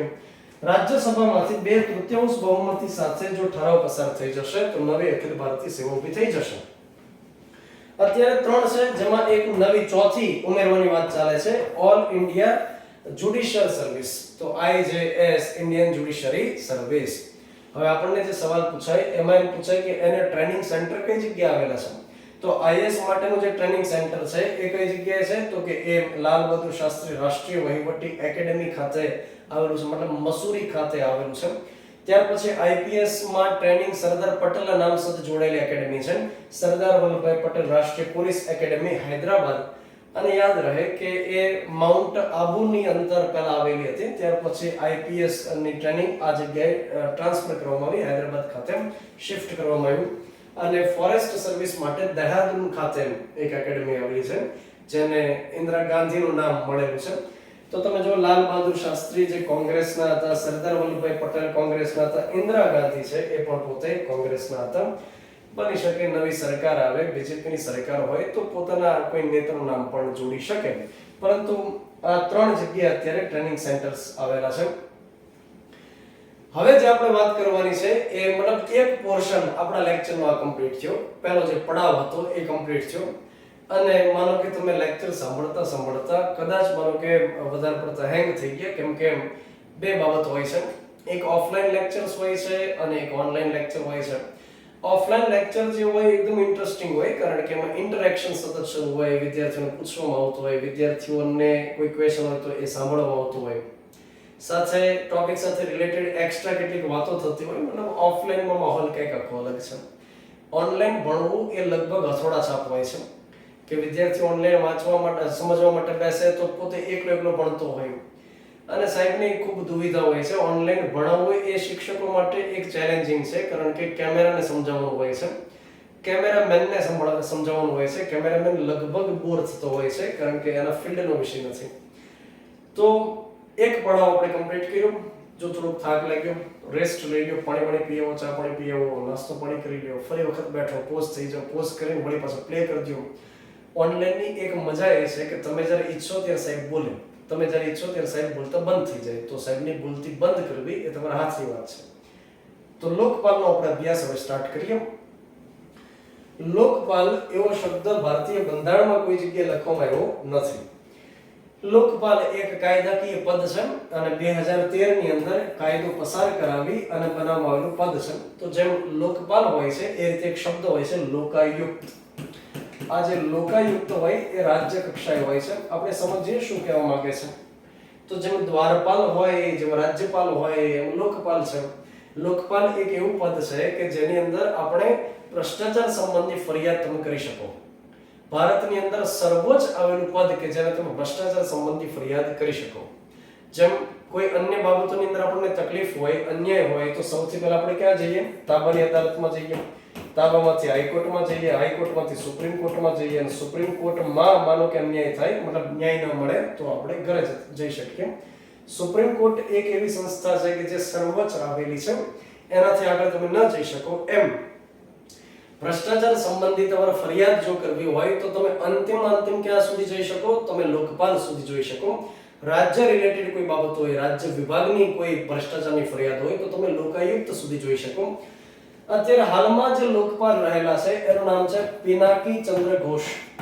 તો પિનાકી ચંદ્ર દેશના પહેલા એવા લોકપાલ છે. હવે આ લોકપાલ અંગેની જે ભલામણ કરવાની વાત છે એ તો ખૂબ લાંબા ટાઈમથી થતી હતી, અને 1959 ની અંદર કે 1960 ની અંદર એમ કહે છે કે એ સમયે જે કાયદા મંત્રી હતા કોઈ અશોક કુમાર કરીને વ્યક્તિ હતા, એમણે પણ ભલામણ કરી હતી. આગળ જતા પહેલું વહીવટી સુધારણા પંચ જે મોરારજી દેસાઈની અધ્યક્ષતામાં હતું એમણે ભલામણો કરી. ત્યાર પછી બીજું વહીવટી સુધારણા પંચ જે વીરપ્પા મોઇલીની અધ્યક્ષતામાં હતું એમણે પણ ભલામણો કરેલી. મતલબ ભલામણો અનેક વખત થઈ, પણ લોકપાલનું પદ તો હજુ હમણાં આવ્યું. 2013 ની અંદર કાનૂન આવ્યું. કાનૂન આવ્યા પછી ઘણો ટાઈમ લાગ્યો અને કદાચ 2019 પછી આ પદ આવેલું છે. એટલે કહેવાનો અર્થ એમ છે કે લોકપાલ અંગેની ભલામણ તો ઘણા લાંબા ટાઈમથી હતી. સ્વીડનમાંથી પ્રેરણા લેવામાં આવી અને ભારતમાં લોકપાલનું પદ મૂકી દેવામાં આવ્યું. સ્વીડનની અંદર એક પદ હોય છે જેને કહેવાય છે ઓમ્બુડ્સમેન. ઓમ્બુડ્સમેન, યસ, લખાય તો ગયું, ભારે ભરખમ શબ્દ છે ઓમ્બુડ્સમેન. તો ત્યાં આગળ ઓમ્બુડ્સમેનનું પદ હોય છે કે સરકારી તંત્રની કોઈ ભ્રષ્ટાચારની ફરિયાદ કરી શકાય. હજી હાલમાં પણ બેંકની અંદર તમે જુઓ તો ઓમ્બુડ્સમેન લખેલું હોય કે તમને કોઈ બેંક સાથે રિલેટેડ ફરિયાદ છે તો તમે ઓમ્બુડ્સમેનની અંદર જઈ શકો. પણ આપણે જે એક વ્યક્તિ થઈ ગયા લક્ષ્મણ સિંઘવી, એમણે કીધું કે ભાઈ સાહેબ તમે આ એક શબ્દ ફેરવી નાખજો કે ઓમ્બુડ્સમેન. ઘણા નહીં બોલી શકે, ઘણા એને નહીં મતલબ જીભની અંદર ચડાવી શકે. તમે એવો કોઈ શબ્દ રાખજો કે જે સામાન્ય લોકો પણ એને બોલી શકે, લોક જીભે ચડી શકે એવો કંઈક શબ્દ રાખજો. તો લોકપાલ સિવાય તો એવો કોઈ શબ્દ હોઈ શકે એકદમ સહેલામ સરળ શબ્દ. તો લક્ષ્મણ સિંઘવી નામના વ્યક્તિએ લોકપાલ શબ્દની ભલામણ કરી. ત્યાર પછી 1964 ની અંદર આ પ્રકારનું એક બિલ મૂકવામાં આવેલું હતું કે ભારતમાં ભ્રષ્ટાચારની ફરિયાદ સાંભળી શકે એવું એક પદ આપણે ઊભું કરી દઈએ, મતલબ એ તપાસ કરાવી શકે એવી એક સત્તા એમને સોંપી દઈએ. તો 1964 ની અંદર સૌથી પહેલી વાર પ્રયાસ થયો, 1967 માં પ્રયાસ થયો, 1986 માં પ્રયાસ થયો, મતલબ અનેક વખત પ્રયાસ કરવામાં આવ્યા, પરંતુ કોઈ ને કોઈ કારણ સાથે સંસદમાંથી એ પ્રકારના બિલ પસાર ન થઈ શકે. 2011 ની અંદર અણા હજારે આવી ગયા, આંદોલન છેડી દીધું, આખા દેશભરની અંદર એની અસર થઈ ગઈ અને અણા હજારનું આંદોલન કામ કરી ગયું. અણા હજારનું જે આંદોલન હતું એનો મુખ્ય ઉદ્દેશ્ય જ એ હતો ને કે લોકપાલ લાવવામાં આવે, જે તમે લાંબા ટાઈમથી કહી રહ્યા છો કે અમે લોકપાલ લઈને આવશું, તો લાવો તો ખરી. તો એમણે આંદોલન છેડી દીધું, જેની અસર થઈ, પરિણામ આવ્યું, ડોક્ટર મનમોહન સિંઘની સરકાર હતી અને એક લોકપાલ બિલ લાવવું પડ્યું 2013 ની અંદર. ત્યાર પછી આપણે વાત કરીએ લોકપાલ બિલ અંતર્ગત જે બધી જોગવાઈ કરવામાં આવી એમાં લોકપાલ સમિતિ રહેલી હોય છે. લોકપાલ સમિતિ એમ કહે છે કે એક લોકપાલ હશે, જે અત્યારે પિનાકી ચંદ્ર ઘોષ છે, બાકીના એમાં 8 જેટલા સભ્યો રહેલા હશે. સભ્ય અંતર્ગત જોગવાઈ છે કે 4 સભ્યો તમારે એવા લેવાના કે જે ન્યાયિક ક્ષેત્રમાંથી આવતા હોય અને બાકીના 4 જેટલા સભ્ય એવા લેવાના કે જે ન્યાયિક સિવાયના અન્ય ફિલ્ડમાંથી તમે લઈ શકો. તો 8 સભ્ય, જેમાંથી 4 સભ્ય ન્યાયિક ક્ષેત્રના, 4 અન્ય ક્ષેત્રમાંથી તમે લઈ શકો. સાથે એમ કહે છે કે આ જે 8 સભ્યો તમારે લેવાના હોય એમાંથી ઓછામાં ઓછા 4 સભ્ય એવા તમે લઈ શકશો કે જે એસસી, એસટી, ઓબીસી અથવા તો મહિલા અથવા તો લઘુમતી, મતલબ આ બધાના થઈ અને તમે લગભગ 4 સભ્ય લઈ શકશો, ઓછામાં ઓછા 50% સભ્યો તમે લઈ શકશો. હવે અહીંયા આગળ સવાલ એ છે કે લોકપાલ બનવું હોય કે લોકપાલની સમિતિની અંદર સભ્ય બનવું હોય તો એના માટે લાયકાત શું જોઈએ? તો સૌથી પહેલા આપણે વાત કરીએ કે લોકપાલ બનવા માટેની લાયકાતમાં એમ કહે છે કે જે તે વ્યક્તિ સુપ્રીમ કોર્ટના રિટાયર્ડ મુખ્ય જજ હોવા જોઈએ અથવા તો સુપ્રીમ કોર્ટના રિટાયર્ડ અન્ય જજ હોવા જોઈએ. તો જેમ કે હું તમને કહી શકું કે દીપક મિશ્રા જે આની અગાઉ સુપ્રીમ કોર્ટના મુખ્ય જજ હતા, પછી અત્યારે હાલમાં તો એનવી રમન્ના છે, એની પહેલા જે શરદ અરવિંદ બોબડે હતા, પરંતુ સુપ્રીમ કોર્ટના મુખ્ય જજ રહી ચૂકેલા વ્યક્તિ હોય, કાં તો એ બની શકે અથવા સુપ્રીમ કોર્ટના રિટાયર્ડ અન્ય જજ લોકપાલ બની શકે. એ સિવાય એમ કહે છે કે માનો કે ન્યાયિક ક્ષેત્રનો અનુભવ ન હોય તો જે તે વ્યક્તિ પાસે એટલીસ્ટ 25 વર્ષનો અનુભવ હોય. 25 વર્ષનો અનુભવ એટલે કેવો અનુભવ? તો કે ભ્રષ્ટાચાર સંબંધી કામગીરીનો એની પાસે 25 વર્ષનો અનુભવ હોય, ક્લાસ 1 અધિકારી તરીકે કામ કરેલું હોય. કોઈ વ્યક્તિએ માનો કે સીબીઆઈ ના ડાયરેક્ટર તરીકે કામ કર્યું હોય, કોઈ વ્યક્તિએ સીવીસી ના કમિશનર તરીકે કામ કર્યું, કોઈ વ્યક્તિએ સરકારી વિભાગોની અંદર કામ કર્યું હોય અને વિભાગો ભ્રષ્ટાચાર સંબંધી કામગીરીને અટકાવવા સંબંધી બાબતો હોય તો એ વ્યક્તિ લોકપાલ બની શકે. સાથે એમ કહે છે કે લોકપાલની સમિતિમાં જે સભ્ય હોય એ બનવું હોય તો કેવો અનુભવ જોઈએ?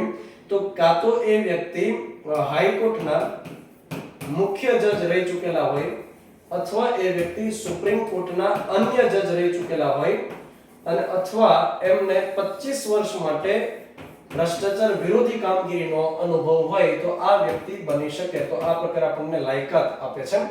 ત્યાર પછી લોકપાલની જે નિમણૂક કરવામાં આવશે એ રાષ્ટ્રપતિ દ્વારા કરવામાં આવશે, પ્રેસિડેન્ટ દ્વારા કરવામાં આવશે.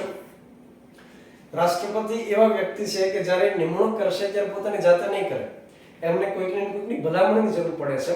તો રાષ્ટ્રપતિ પોતે એપોઇન્ટમેન્ટ તો કરી દેશે, પણ એક પસંદગી સમિતિ હોય છે, સિલેક્શન કમિટી હોય છે. આ સિલેક્શન કમિટીની અંદર વડાપ્રધાન પોતે સમિતિના અધ્યક્ષ હશે, ભાઈ બહેનો હશે, લોકસભાના અધ્યક્ષ હશે જે અત્યારે ઓમ બિરલા છે, વિરોધ પક્ષના નેતા જે લોકસભાની અંદર હોય છે અધીર રંજન ચૌધરી, એ જ રીતે ભારતના મુખ્ય ન્યાયમૂર્તિ જે એનવી રમન્ના હોય છે, અને હા એક વ્યક્તિ આપણી જેવા હોય છે જે પ્રતિષ્ઠિત વ્યક્તિ હોય. આ બધાથી બનેલી એક પસંદગી સમિતિ હોય જે ભલામણ કરશે રાષ્ટ્રપતિને, રાષ્ટ્રપતિ એપોઇન્ટમેન્ટ આપશે. પસંદગી સમિતિ જે હોય એની નીચે પછી એક કામ કરે શોધ સમિતિ, જેને સર્ચ કમિટી કહેવાય. આ જે શોધ સમિતિ હોય ને એ પોતે તારવે કે ભાઈ દેશમાંથી એવા કયા વ્યક્તિ છે કે જેને લોકપાલ બનાવી શકાય કે સભ્ય બનાવી શકાય. કેમ કે એ એવા વ્યક્તિની પસંદગી કરવાની છે, યાદ રાખજો, કે જે ભ્રષ્ટાચાર દૂર કરવા માટે કામ કરે, એને અટકાવવા માટે કામ કરે, એને શોધવાનું કામ કરે. તો એવા વ્યક્તિ તો મળવા મુશ્કેલ છે કે જે ભ્રષ્ટાચાર વિરોધી આ રીતે સારી કામગીરી કરી શકે. તો એક શોધ સમિતિ હોય, એ પોતે નામની ભલામણ કરશે, પસંદગી સમિતિની પસંદગી સમિતિ ભલામણ કરશે રાષ્ટ્રપતિને. તો આખી પ્રોસિજર છે. ક્યાં સુધી કામ કરી શકે? તો કે લોકપાલ અથવા એના જે સભ્યો હોય સમિતિના, એ કાં તો 5 વર્ષ માટે કામ કરી શકે અથવા પોતે 70 વર્ષના ન થાય ત્યાં સુધી કામ કરી શકે. જે વહેલું તે, તો આ બેમાંથી પસંદગી થઈ શકે, કાં તો 5 વર્ષ માટે અથવા તો 70 વર્ષની ઉંમર સુધી કામ કરી શકે. કાર્યકાળ આપણે યાદ રાખશું. હવે લોકપાલ અથવા સભ્યને કઈ રીતે દૂર કરી શકાય? જે વ્યક્તિ ભ્રષ્ટાચારને દૂર કરવા માટે, ભ્રષ્ટાચારને બહાર લાવવા માટે કામગીરી કરે છે, જો પોતે ભ્રષ્ટાચાર કરવા માંડે તો ક્યાં જવું?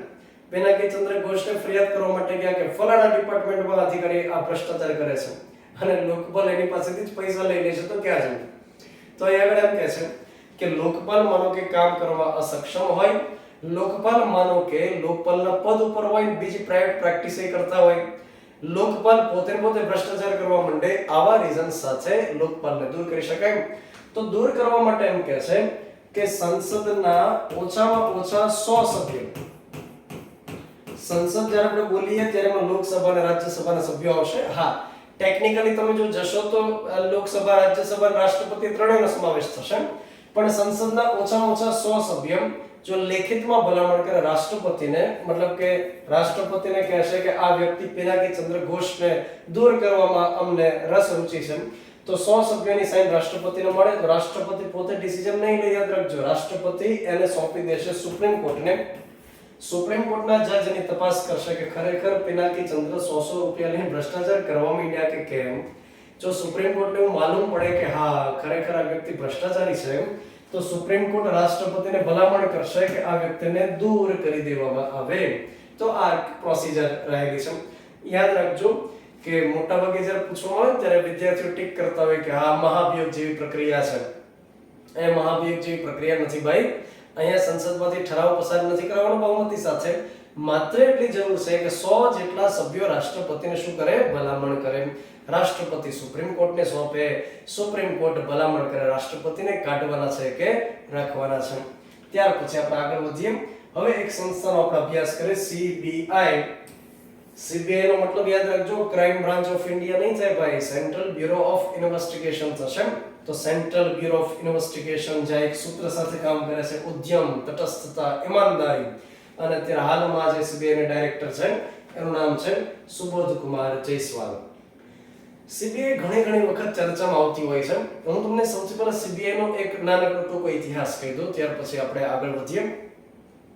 સીબીઆઈ ની સ્થાપનાના બીજ વર્ષ 1941 ની અંદર ઉપાઈ ગયા.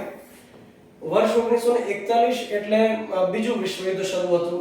બીજું વિશ્વયુદ્ધ 1939 માં સ્ટાર્ટ થયું. 1945 સુધી એ બીજું વિશ્વયુદ્ધ રહ્યું.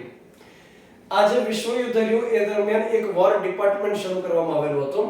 આ વોર ડિપાર્ટમેન્ટ જે હતું એની મુખ્ય કામગીરી હતી કે યુદ્ધના સાથે સંકળાયેલા જે સૈનિકો છે એને અનાજ પૂરું પાડવું, એમને હથિયારો પૂરા પાડવા, એમને અન્ય જે જોઈતી કામગીરી હોય પૂરી પાડવી, મતલબ એને જે જોઈતી બાબતો હોય પૂરી પાડવી.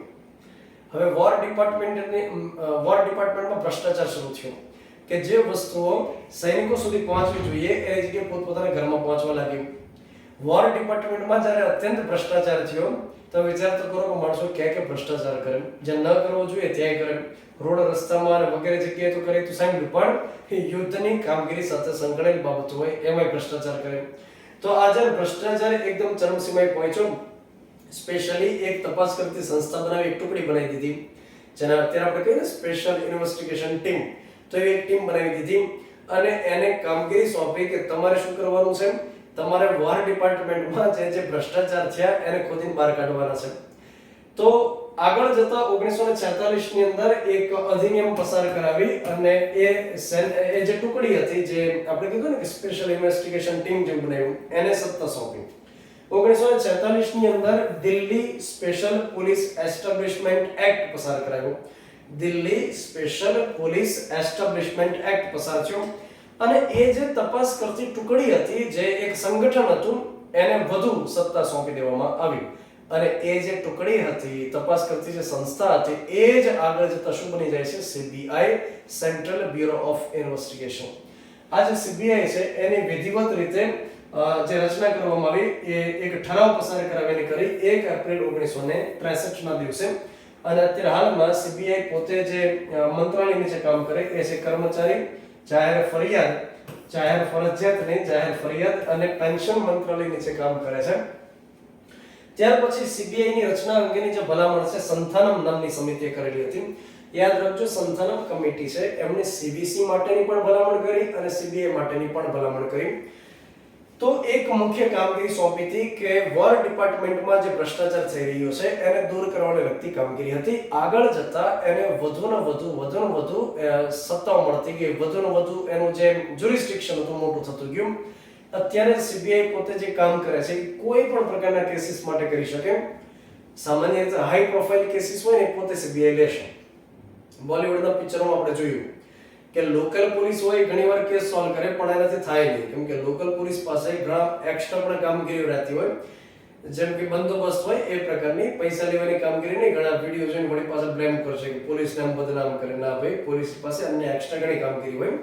તો આજે પોલીસની પાસે કામગીરી હોય, પોતે ચાર્જશીટ તૈયાર કરશે, ચાર્જશીટ જમા કરશે.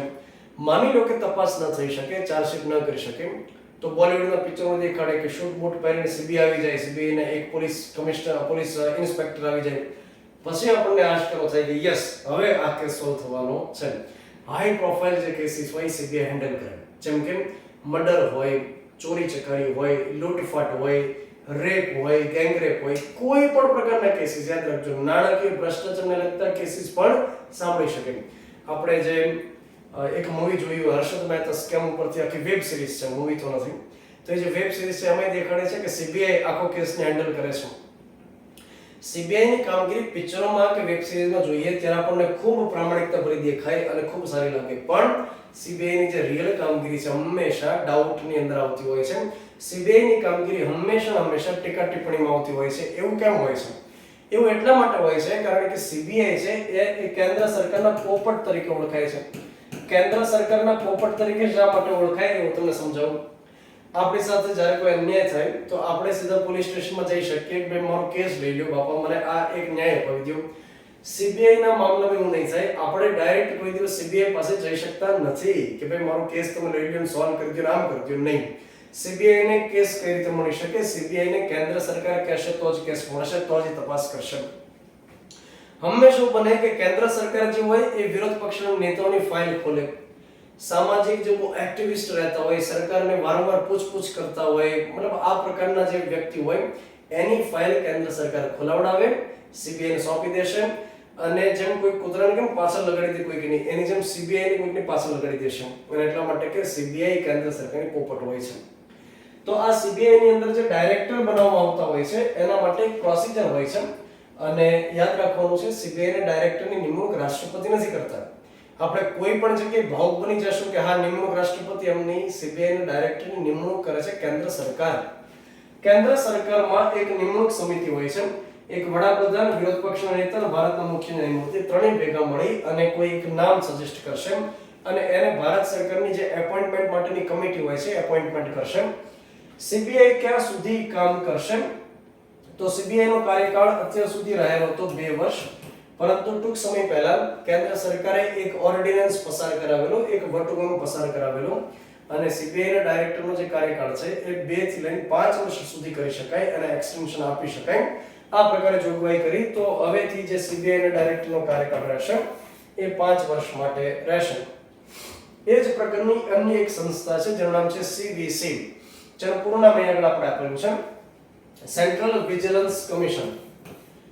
સેન્ટ્રલ વિજિલન્સ કમિશન, આ વિજિલન્સ શબ્દનો ગુજરાતીમાં મતલબ થશે સતર્કતા. જીપીએસસી બોર્ડ જે પરીક્ષા લેતી હોય ને એમાં સીવીસી માંથી સવાલો રહેતા હોય છે. અને કયા પ્રકારના સવાલ રહેશે હું તમને સમજાવી દઉં. સીવીસી સામાન્ય રીતે તપાસ કરતી સંસ્થા નથી. સીવીસી એક સલાહકારી સંસ્થા છે.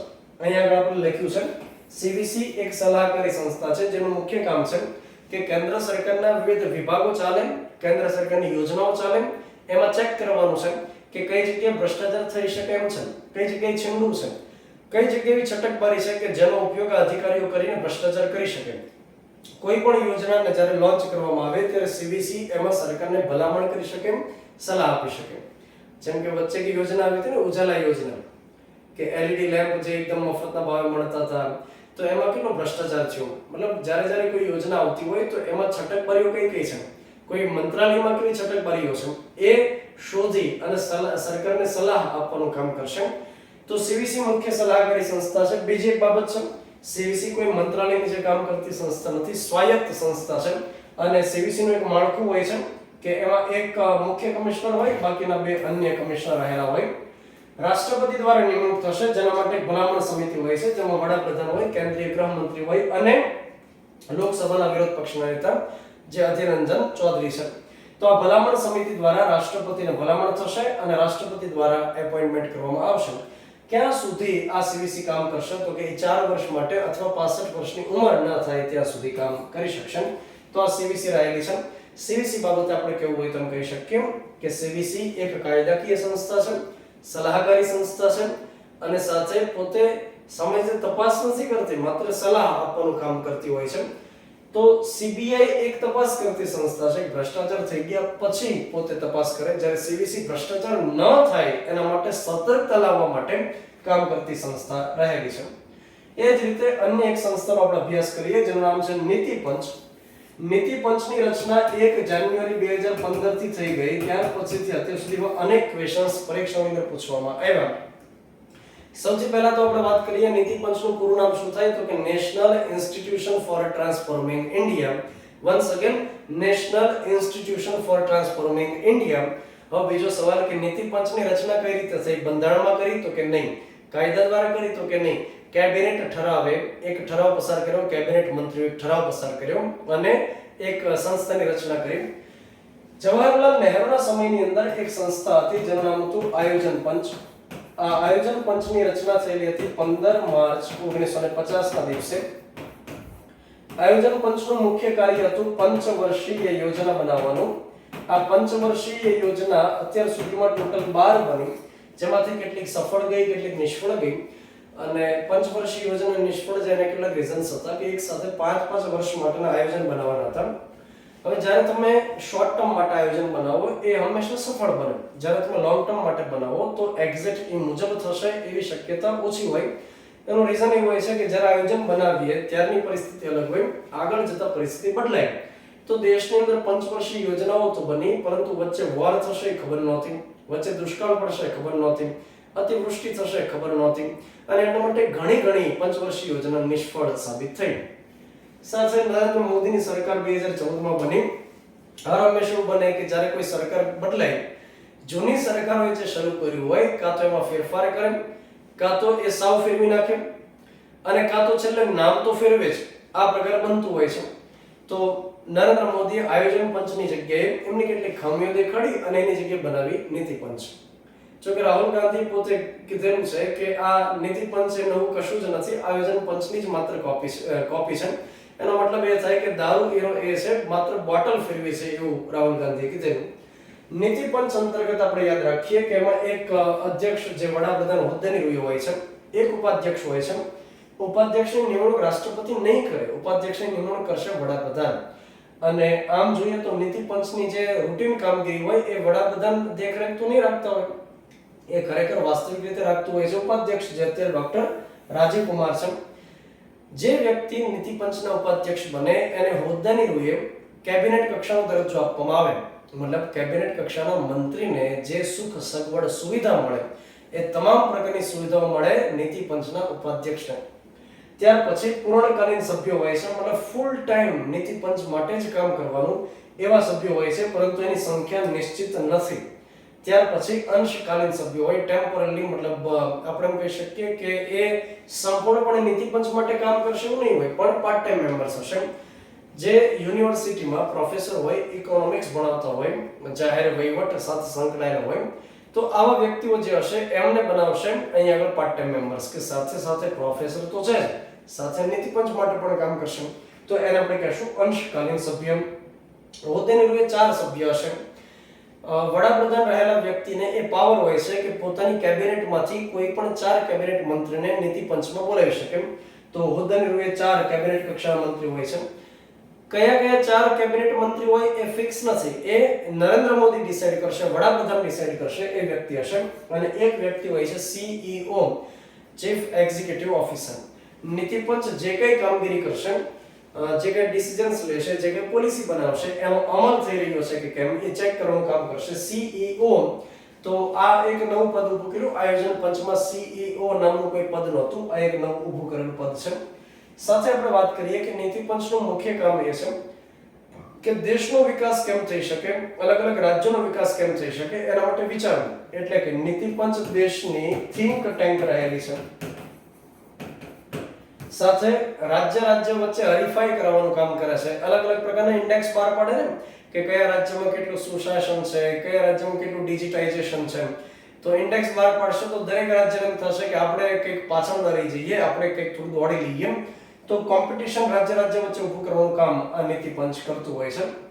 ત્યાર પછી જાહેર વહીવટ અંતર્ગત જે સવાલ આપણને પૂછાય એમાં એક આ પણ ટોપિક હોય છે કે અલગ અલગ પ્રકારની સંસ્થા હોય એનું પૂરું નામ કાં તો પૂછાય કાં તો એનું વર્ષ આપણને પૂછાઈ શકે. તો અલગ અલગ પ્રકારની જે ટેલિકોમ કંપનીઓ છે, જેમ કે એરટેલ હોય, વોડાફોન હોય, પછી આઈડિયા હોય, જો કે હવે તો વીઆઈ થઈ ગયું છે, જીઓ હોય. તો એની પર દેખરેખ રાખવી, એની પર નિયંત્રણ રાખવી, ગ્રાહકોને છેતરતા તો નથી, ગ્રાહકોની સાથે ફ્રોડ તો નથી થતો, એ જે નિયમો બનાવે ખરેખર યોગ્ય નિયમો, વાજબી નિયમો છે કે કેમ, તો એના માટે થઈ એક સંસ્થા હોય છે ટ્રાય કરીને, Telecom Regulatory Authority of India. તો Telecom Regulatory Authority of India એક કાયદાકીય સંસ્થા છે જેની સ્થાપના 1997 માં થઈ. આ જે વર્ષ છે 1997 એ ઘણી બધી વખત પરીક્ષામાં પૂછવામાં આવ્યું. એ જ રીતે એક અન્ય સંસ્થા છે IRDA, insurance regulatory development authority, જેની 1999 અંતર્ગત સ્થાપના કરવામાં આવી. ત્યાર પછી એક સેબી કરીને છે, security and exchange board of India. આ તો અનેક વખત સવાલ પૂછાઈ ગયો. 1992 માં કાયદો પસાર કરાવી એને વધુ સત્તા સોંપવામાં આવી. જો કે 1988 માં, જો મને ભૂલાતું નથી તો 1988 માં એની સ્થાપના તો થઈ ગઈ હતી. 1992 માં કાયદો પસાર કરાવી, વધુ સત્તા સોંપવામાં આવી. એ જ રીતે એક PFRDA છે, મતલબ અલગ વિચિત્ર શોર્ટ ફોર્મ છે PFRDA, pension fund and regulatory development authority. 2013 માં સંસદે અધિનિયમ કાયદો પસાર કરાવી અને એની રચના કરી. ત્યાર પછી એક ટોપિક હોય છે માહિતી મેળવવાનો અધિકાર, રાઈટ ટુ ઇન્ફોર્મેશન. અને બાજુમાં જે આપણને ફોટો દેખાય છે આમ આદમી પાર્ટી, જાણે પંજાબની અંદર ઝાડુ નહીં, એમણે વેક્યુમ ક્લીનર ફેરવી નાખ્યું. 170 માંથી 92 બેઠક જે લઈ આવ્યા. તો એક પ્રકારે પંજાબમાં તો ક્રાંતિ થઈ ગઈ, રાજકીય ક્રાંતિ થઈ ગઈ. કેજરીવાલનો ફાળો મહત્વપૂર્ણ રહ્યો. રાઈટ ટુ ઇન્ફોર્મેશન એક્ટ પસાર થાય એના માટે ચળવળ એ જે શરૂ કરી એના માટે. તો એમને રેમન મેક્સેસ પુરસ્કારથી સન્માનિત કરવામાં આવ્યા. હવે ડોક્ટર મનમોહન સિંહની સરકાર વખતે આ અધિનિયમ પસાર કરવામાં આવ્યો. 2005 માં રાઈટ ટુ ઇન્ફોર્મેશનનો કાયદો પસાર થયો. 2005 માં જેને લાગુ કરવામાં આવ્યો, પરંતુ ગુજરાતની અંદર 22 માર્ચ 2010 ના રોજ આ RTI ને અમલીકરણમાં લાવવામાં આવ્યું. રાઈટ ટુ ઇન્ફોર્મેશન મતલબ કે આપણે સરકારના વિવિધ મંત્રાલય કે ડિપાર્ટમેન્ટ કે સંસ્થાની માહિતી મેળવી શકીએ. આપણે એક અરજી કરવાની રહેતી હોય છે. એ અરજી તમે જે કરી દો એ ઓનલાઈન પણ હવે તો એક વિકલ્પ થઈ ગયો છે, ઓફલાઈન પણ કરી શકો. એ જે અરજી તમે કરી દો અને 30 દિવસની અંદર તમને માહિતી મળવી કમ્પલસરી છે. તો પહેલાના સમયમાં તો એ વ્યવસ્થા હતી ને કે તમે રૂબરૂ માહિતી મેળવવા માટે જાઓ તો પણ તમને જવાબ ન મળે.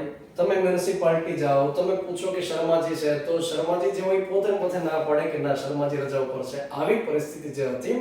તો નવીન જાહેર વહીવટ છે ભાઈ કે તમે એક અરજી કરી દેશો અને તમને ઘરે જવાબ મળી જશે કે તમે આ પ્રશ્ન પૂછેલો સાહેબ, એનો જવાબ આવો કંઈક છે. પણ હા, એ જે કંઈ માહિતી મેળવવામાં આવે, જે આપણે પૂછવામાં આવે, એ કોઈની અંગત માહિતી નહીં હોય, સાથે સેન્સિટિવ માહિતી નહીં હોય, વિદેશ સાથે સંબંધ ધરાવતી માહિતી નહીં હોય કે એ માહિતી બહાર પડી જવાથી બે દેશ વચ્ચેના રિલેશનને અસર થાય એવી માહિતી નહીં હોય. તમે એવું પૂછશો કે ભારતમાં પરમાણુ બોમ્બ કેટલા છે ને કેવડા છે, મારે જોવા છે ને કઈ જગ્યાએ રાખ્યા છે, તો નહીં ભાઈ, એ બધી માહિતી નહીં મળે. તો અમુક જે સેન્સિટિવ માહિતી હશે એને તમે બાદ કરી દો, તો બાકીની માહિતી તમને આપશે. જેમ કે પંચાયતની અંદર ગ્રાન્ટ કેટલી આવી હતી, પંચાયતમાં ક્યાં ક્યાં વપરાણી. પછી તમે ભરતી બોર્ડની અંદર પૂછી શકો કે ભાઈ અત્યાર સુધીમાં કેટલી પરીક્ષા જે લેવાય એના પેપર્સ મારે જોઈએ છે, XYZ આ પ્રકારની માહિતી મેળવી શકીએ. જેમ કે આપણે વર્લ્ડિંગ બોક્સ છે તો એમણે પણ જે તે સમયે આ રાઇટ ટુ ઇન્ફોર્મેશન કરી અને પેપર્સની માહિતી આપણે મેળવેલી અને એના આધારે પૂછાયેલા પ્રશ્નો આખો સેટ ને વગેરે તૈયાર કરેલું. તો માહિતી મળશે આપણને 30 દિવસમાં. સાથે એવી કોઈ માહિતી તમારે જોતી હોય કે જે કોઈના જીવન મરણ સાથે સંકળાયેલી હોય તો એ માહિતી 48 કલાકમાં મળવી જરૂરી છે. જેમ કે પોલીસ વાળા તપાસ કરતી સંસ્થા કોઈ વ્યક્તિને લઈને જતા રહ્યા છે. હવે તમને ડાઉટ છે કે એનો કંઈક વહીવટ કરવામાં આવ્યો હશે તો તમે માનો કે પોલીસ વિભાગમાં RTI કરી દેશો તો તમને 48 કલાકમાં માહિતી મળવી ફરજિયાત છે. માનો કે માહિતી નહીં મળે તો જે તે અધિકારી સંકળાયેલા હશે એને પ્રતિ દિવસ નાણાકીય દંડ પણ ફટકારવામાં આવશે. તો આ પ્રકારની વ્યવસ્થા થઈ ગઈ રાઇટ ટુ ઇન્ફોર્મેશન. ત્યાર પછી આ માહિતી મેળવવાનો અધિકાર અંતર્ગત બરોબર માહિતી મળી રહી છે કે કેમ તો એના માટે બે આયોગ હોય છે. એક કેન્દ્ર કક્ષાએ હોય, એક રાજ્ય કક્ષાએ હોય. કેન્દ્ર કક્ષાએ જે આયોગ હોય એને કેન્દ્રીય સૂચના આયોગ કહેવાય અને એક હોય છે રાજ્ય કક્ષાએ રાજ્ય સૂચના આયોગ. તમે કોઈ મ્યુનિસિપાલિટીમાં પંચાયતમાં અરજી કરી, અરજીનો જવાબ ન મળ્યો અથવા તો તમારે જે માહિતી જોઈતી હતી એ માહિતી ન મળી, તમને કંઈક વિચિત્ર માહિતી અથવા મતલબ તમને ગુમરાહ કરવા માટે કંઈક અલગ માહિતી આપી દીધી તો તમે એ દરેક ડિપાર્ટમેન્ટ જે હોય ને એમાં એક અપીલ અધિકારી હોય. અપીલ અધિકારીને તમે અરજી કરી શકો, એનો જવાબ તમને મળવો જોઈએ. માનો કે એનાથી સંતોષ ન થાય તો તમે રાજ્યની અંદર રાજ્ય સૂચના આયોગ પાસે જઈ શકો અને કેન્દ્રીય ડિપાર્ટમેન્ટ હોય તો કેન્દ્રીય સૂચના આયોગ સુધી તમે જઈ શકો. એ કેન્દ્રીય સૂચના આયોગમાં એક અધ્યક્ષ રહેલા હોય અને 10 થી વધે નહીં તેટલા કમિશનર રાખવામાં આવેલા હોય. નિમણૂક રાષ્ટ્રપતિ દ્વારા થશે પરંતુ જે કમિશનર રાખવાના છે એની પસંદગી માટે એક સમિતિ હોય છે જેમાં વડાપ્રધાન અધ્યક્ષ હોય, વિરોધ પક્ષના નેતા હોય અને વડાપ્રધાન દ્વારા નિયુક્ત થયેલ કેબિનેટ મંત્રી હોય. કોઈ પણ હોય, અમિત શાહ હોય, નિર્મલા સીતારામન હોય, મનસુખ માંડવિયા હોય, કોઈ પણ સાથે રાખી શકે. હવે અહીંયા આગળ જે આપણે અલગ અલગ સંસ્થા ભણ્યા ને ભાઈ, લોકપાલ ભણ્યા, CBI ભણ્યા, CVC ભણ્યા, કેન્દ્રીય સૂચના આયોગ, તો પસંદગી સમિતિમાં કોનો સમાવેશ થાય એ અગત્યનો મુદ્દો છે. અને GPSC બોર્ડની પરીક્ષા હોય તો સવાલ પૂછાય. માત્ર ક્લાસ 3 માટે લડવું હોય તો એના માટે એટલું બધું યાદ રાખવું જરૂરી નથી. બેઝિક પ્રશ્ન કદાચ તમને આવા પૂછાઈ શકે, કેટલા સભ્યો હોઈ શકે કે વગેરે. ત્યાર પછી જે વ્યક્તિ આમાં અધ્યક્ષ અથવા સભ્ય બનશે ક્યાં સુધી કામ કરી શકશે તો કે કાં તો 3 વર્ષ માટે કામ કરી શકે અથવા 65 વર્ષની ઉંમર સુધી કામ કરી શકે. તો જો યાદ કરજો કે જે લોકપાલ છે એ 5 વર્ષ અથવા 70 વર્ષની ઉંમર સુધી કામ કરે. CBI ના ડાયરેક્ટર છે 5 વર્ષ માટે થઈ ગયું ને કે ભાઈ અત્યાર સુધી 2 વર્ષ હતા, 3 વર્ષનું એક્સટેન્શન. ત્યાર પછી CVC જે કામ કરે કાં તો 4 વર્ષ માટે અથવા 65 વર્ષની ઉંમર સુધી કામ કરે. અહીંયા પણ છે 3 વર્ષ અથવા 65 વર્ષની ઉંમર સુધી કમિશનર કામ કરી શકે. હવે આપણે જે ભણવાનું છે એ આપણો છેલ્લો પડાવ છે હવે કે જેની અંદર વિવિધ પ્રકારે સરકારે જે પહેલો શરૂ કરી છે. આપણે કીધું કે લોક કલ્યાણની અભિવૃદ્ધિ માટે સરકાર પ્રયાસ કરશે, સુશાસન માટે સરકાર પ્રયાસ કરશે. તો ગુજરાત સરકારે, ભારત સરકારે વિવિધ પહેલ એવી શરૂ કરી કે લોકોને એકદમ સગવડતા સાથે માહિતી મળે, લોકોને એકદમ સગવડતા સાથે યોજનાનો લાભ મળે અને હા, લોકોના કોઈ પ્રશ્નો હોય તો પ્રશ્નોનું નિરાકરણ પણ ઈઝીલી થઈ જાય તો એના માટે સરકારે પહેલ શરૂ કરી. જેમાં એક હોય છે G-SWAN. G-SWAN નું પૂરું નામ પરીક્ષાની અંદર પહેલા પૂછવામાં આવેલું હતું. જેમાં નામ છે, એનું પૂરું નામ છે Gujarat state wide area network. Gujarat state wide area network, તો G-SWAN તરીકે ઓળખાય છે. G-SWAN જે શરૂ કર્યું 2001 અને 2 થી અમલમાં આવ્યું. હવે અત્યારે તમે જુઓ કે કોરોના કાળની અંદર આપણે સમજ્યા કે એક વ્યક્તિ બોલતો હોય, બાકીના લોકો સાંભળતા હોય તો વિડિયો કોન્ફરન્સ કરી શકાય, ઓડિયો માત્ર મોકલી શકાય અને એ જ રીતે કોઈ ફાઇલ હોય તો એ મોકલી શકાય. તો એના માટે વિચાર કરો કે ગુજરાત સરકાર કે ભારત સરકાર માં કે એ Google મીટિંગ નો ઉપયોગ કરે કે Zoom નો ઉપયોગ કરશે તો એમાં સરકારની જે માહિતી હોય એ ઘણી વખત બની શકે કે શેર થઈ જાય, સરકારની માહિતી લીક થઈ જાય અથવા આ પ્રાઇવેટ વાળા જે હોય એ સરકારને બ્લેકમેલ કરી શકે, સરકારને ઘણી વખત કહી શકે બ્લોક કરી દેશો, આમ કરી દેશો. મતલબ એ સારું ના લાગે કે સરકાર જ્યારે વિડિયો કોન્ફરન્સ કરવા માંગે, સરકાર જ્યારે ઓડિયો મોકલવા માંગે, સરકાર જ્યારે એવું વિચારે, મુખ્યમંત્રી ભૂપેન્દ્ર પટેલ એવું વિચારે કે ભાઈ હું અહીંથી બોલતો હોઉં અને દરેક જિલ્લાઓની અંદર બધા સભ્યો મને સાંભળે, સરકારના અધિકારીઓ સાંભળે. ઘણી વખત હોય ને કલેક્ટરની સાથે એક વખત મીટિંગ હોય મુખ્યમંત્રીની, એ ઓનલાઈન હોય, જરૂર નથી કલેક્ટર ગાંધીનગર દોડીને જાય. તો મુખ્યમંત્રી ભૂપેન્દ્ર પટેલ પોતે ડિસાઈડ કરે કે દરેક જિલ્લાના કલેક્ટર સાથે મીટિંગ કરી દઈએ અને એ જ સમયે માનો કે ગૂગલ મીટિંગ વાળા જે ના પડી દે કે નહીં અમે નહીં કરીએ અથવા ઝૂમ વાળા માનો કે ના પડી દે તો સરકાર શું કરશે? સરકારનું પોતાની તો કંઈક વ્યવસ્થા હોવી જોઈએ, સરકારની પોતાની તો ટેકનોલોજી હોવી જોઈએ. આપણે કદાચ પોતાની ન વિકસાવીએ, ચાલો સ્પેશિયલી આપણે થોડા નેટવર્ક વિકસાવવાના છે, આપણે તો એપ્લિકેશન ઉપયોગ કરશું, પણ સરકારે આવી એપ્લિકેશન ઉપયોગ કરે સારું ન લાગે અને એટલા માટે એક GSWAN ઊભું કરી દીધું, Gujarat state wide area network. Gandhinagar કક્ષાએથી મુખ્યમંત્રી સાહેબ કે મંત્રી સાહેબ બોલે અથવા સચિવ બોલે અને તમામ જગ્યાએ એ સંભળાય. આપણે જ્યારે ભણતા ત્યારે હોય કે એક જગ્યાએથી સાઉન્ડ રૂમ હોય કે ત્યાંથી બોલવામાં આવે પ્રિન્સિપલને, દરેક જગ્યાએ સંભળાય. તો એ સાઉન્ડ રૂમ કે થોડો ઊભા કરી શકાય કે પેટી બધી જગ્યાએ ઊભી કરી શકાય, એના માટે નેટવર્ક ઊભું કરવું પડે. તો આ રીતે એક નેટવર્ક ઊભું કર્યું. ગાંધીનગર કક્ષાએ એનું મુખ્ય મોનિટરિંગ થાય અને એક ડિસ્ટ્રિક્ટ લેવલે હોય, એક તાલુકા લેવલે હોય, તો આ બે જગ્યાએ આગળ જતા ઊભા કરવામાં આવ્યા. તો આ પ્રકારની વ્યવસ્થા છે GSWAN. ત્યાર પછી એક પ્લેટફોર્મ છે સ્વાગત ઓનલાઈન. આ સ્વાગત ઓનલાઈન જેને આપણે કહેતો હોય વેલકમ, સ્વાગત. તો આ જે સ્વાગત રહેલું છે એનું પૂરું નામ આપણે યાદ રાખવું જોઈએ, state wide attention on public grievance by application of technology. તો ભારે ભરખમ એવું પૂરું નામ છે, પણ હા યાદ રાખવું એટલું અઘરું તો નથી. સ્ટેટ વાઇડ અટેન્શન, અટેન્શનનો મતલબ થશે ધ્યાન રાખવું, ઓન પબ્લિક ગ્રીવન્સ એનો મતલબ થશે જાહેર ફરિયાદ, ગ્રીવન્સ યાની ફરિયાદ, બાય એપ્લિકેશન ઓફ ટેકનોલોજી. એનો અર્થ એ થાય કે ટેકનોલોજીનો ઉપયોગ કરી, એપ્લિકેશન ઓફ ટેકનોલોજી મતલબ એપ્લિકેશનનો ઉપયોગ કરી આખા રાજ્યભરની અંદર જે જાહેર ફરિયાદો આવે છે એની પર ધ્યાન આપવું, એને કહેવાય સ્વાગત ઓનલાઈન. સ્વાગત ઓનલાઈન અંતર્ગત થશે શું હું તમને સમજાવું કે 24 પહેલા તો આપણે સમજી લઈએ કે ક્યારે પ્રારંભ થયો, 24 એપ્રિલ 2003 ના દિવસે. અને આગળ જતા આ તો ગાંધીનગર ખાતે જ ઊભું કર્યું, આગળ જતા તાલુકા કક્ષાએ અને એ જ રીતે ગ્રામીણ કક્ષાએ પણ આ સ્વાગત ઓનલાઈન પ્રોજેક્ટ શરૂ કરવામાં આવ્યા. હવે સ્વાગત ઓનલાઈન નો મુખ્ય ઉદ્દેશ અને કામગીરી એવી છે કે કોઈ પણ વ્યક્તિ ડાયરેક્ટ CMO માં જઈ અને ફરિયાદ કરી શકે. એના માટે એક દિવસ નક્કી હોય છે કે દર મહિનાનો જે ચોથો ગુરુવાર હોય, આ આપણે યાદ રાખશું, દર મહિનાનો જે ચોથો ગુરુવાર હોય એ સમયે જે તે વ્યક્તિ જેને પોતાની ફરિયાદ છે, જેને પોતાના સરકારી કામ થતા નથી, પોતાની ફાઇલ અટકી પડી છે, અનેક વખત પ્રયાસ કર્યા તેમ છતાં ફાઇલ ક્લિયર થતી નથી, તો એ વ્યક્તિ સીધો જ ક્યાં જઈ શકે? CMO માં જઈ શકે, ચીફ મિનિસ્ટર ઓફિસમાં જઈ શકે. દર મહિનાના છેલ્લા ગુરુવારે જેટલી ફરિયાદોને મળી હોય તો એને ત્યાં સોર્ટ કરવામાં આવે. મુખ્યમંત્રી હાજર રહે અને મુખ્યમંત્રી પોતે જે તે જિલ્લાના અધિકારીઓ સાથે વાત કરશે અને કહેશે, ખખડાવશે કે ભાઈ આનો પ્રશ્ન સોલ્વ કેમ નથી થતો, અને સાથે પોતે દોરવણી આપશે, દિશા નિર્દેશ આપશે કે ભાઈ આનો પ્રશ્ન આ રીતે સોલ્વ કરી દો. સાથે મુખ્યમંત્રીની સાથે સચિવો પણ એની સાથે હાજર રહેશે કે જે જિલ્લાના અધિકારીઓ સાથે વાતચીત કરી શકે. તો તમે જુઓ કે કોઈ પણ વ્યક્તિ જેનો પ્રશ્ન સોલ્વ નથી થતો એ વ્યક્તિ CMO માં જઈ શકે, ફરિયાદ કરી શકે. અને CMO માં ફરિયાદ તો જ લઈ શકાય, જો યાદ રાખજો કોઈ પણ સાઉથ ઇન્ડિયા જેવા પ્રશ્નો CMO માં લઈને જાય તો મુખ્યમંત્રી નવરાતો નથી કે મારા ઘરે પાણી નથી આવતું, મારા ઘરની બહાર ગટર ઉભરાઈ જાય છે, મારા શરીરમાં કે સોસાયટીમાં કૂતરાનો ત્રાસ છે. નહીં ભાઈ, આવી નહીં. જે વ્યક્તિએ જિલ્લાની અંદર ફરિયાદ કરી હોય અને ત્યાંથી એનું નિરાકરણ એવું ન હોય, આ પહેલી કન્ડિશન છે. અને એવો પ્રશ્ન હોય કે જે જિલ્લાથી સામાન્ય રીતે સોલ્વ ન થઈ શકે એમ હોય અને માત્ર રાજ્ય કક્ષાએથી સોલ્વ થઈ શકે એમ હોય, આવા પ્રશ્ન ત્યાં સાંભળવામાં આવે, બાકીનાને ત્યાં સાંભળવામાં ન આવે.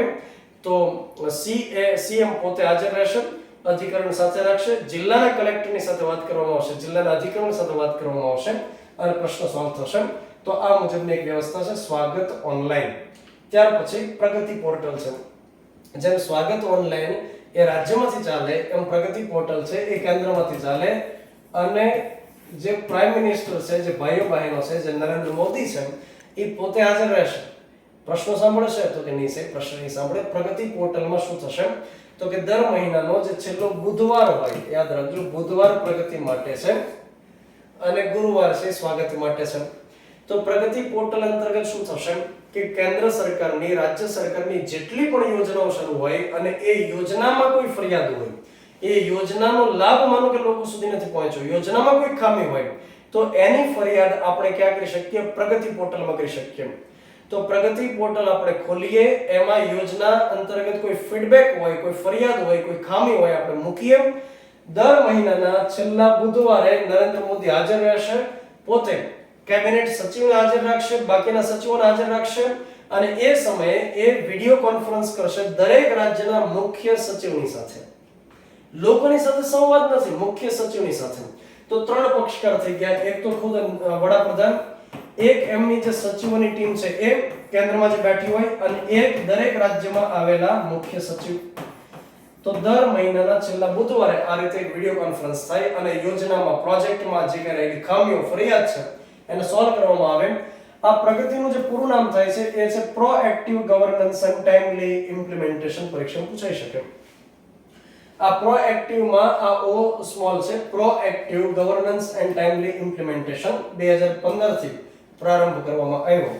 તો આ હતી મિત્રો જાહેર વહીવટ અંતર્ગત ઘણી બાબતો. પરીક્ષાની દ્રષ્ટિએ જે અગત્યના મુદ્દાઓ છે એ લેવાનો આપણે પ્રામાણિક પ્રયાસ કર્યો અને આ જે મુદ્દાઓ આપણે સિલેક્ટ કર્યા એ જૂની પરીક્ષાઓમાં જે પૂછાયેલા હોય એના આધારે આપણે સિલેક્ટ કરેલા છે. આ પ્રકારના વધુ ને વધુ વિડીયો આપણે મૂકતા રહેશું. એ સાથે તમારા સારા ફીડબેક્સ અમને જોશે. તમે YouTube ની અંદર આ લેક્ચર તમે જે નિહાળો છો, મને ખ્યાલ છે કે તમે પહેલી સિટિંગમાં કદાચ આ નથી જોઈ શકતા, પણ તમે કટકે તો આખો વિડીયો તો પૂરો કરજો.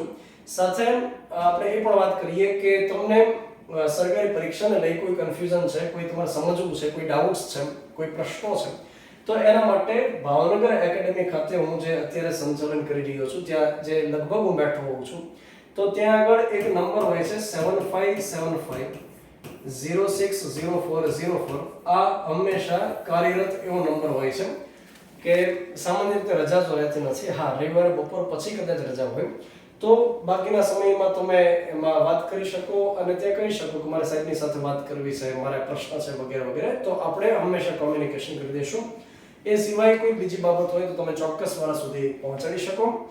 બાકી લેક્ચર ગમ્યો હશે તો લાઈક કરજો અને જો ફીડબેક કોઈ આપવો હોય, લેક્ચર સારો લાગ્યો હોય તો કમેન્ટ્સ પણ કરી શકો. બાકીના વિડીયોમાં આપણે ભેગા થઈએ ત્યાં સુધી જય હિન્દ, જય ભારત અને તમામ વિદ્યાર્થી મિત્રોને પરીક્ષાઓ પાસ થાય, ખૂબ સારી તૈયારી થાય એ માટે ખૂબ શુભકામનાઓ. Thank you.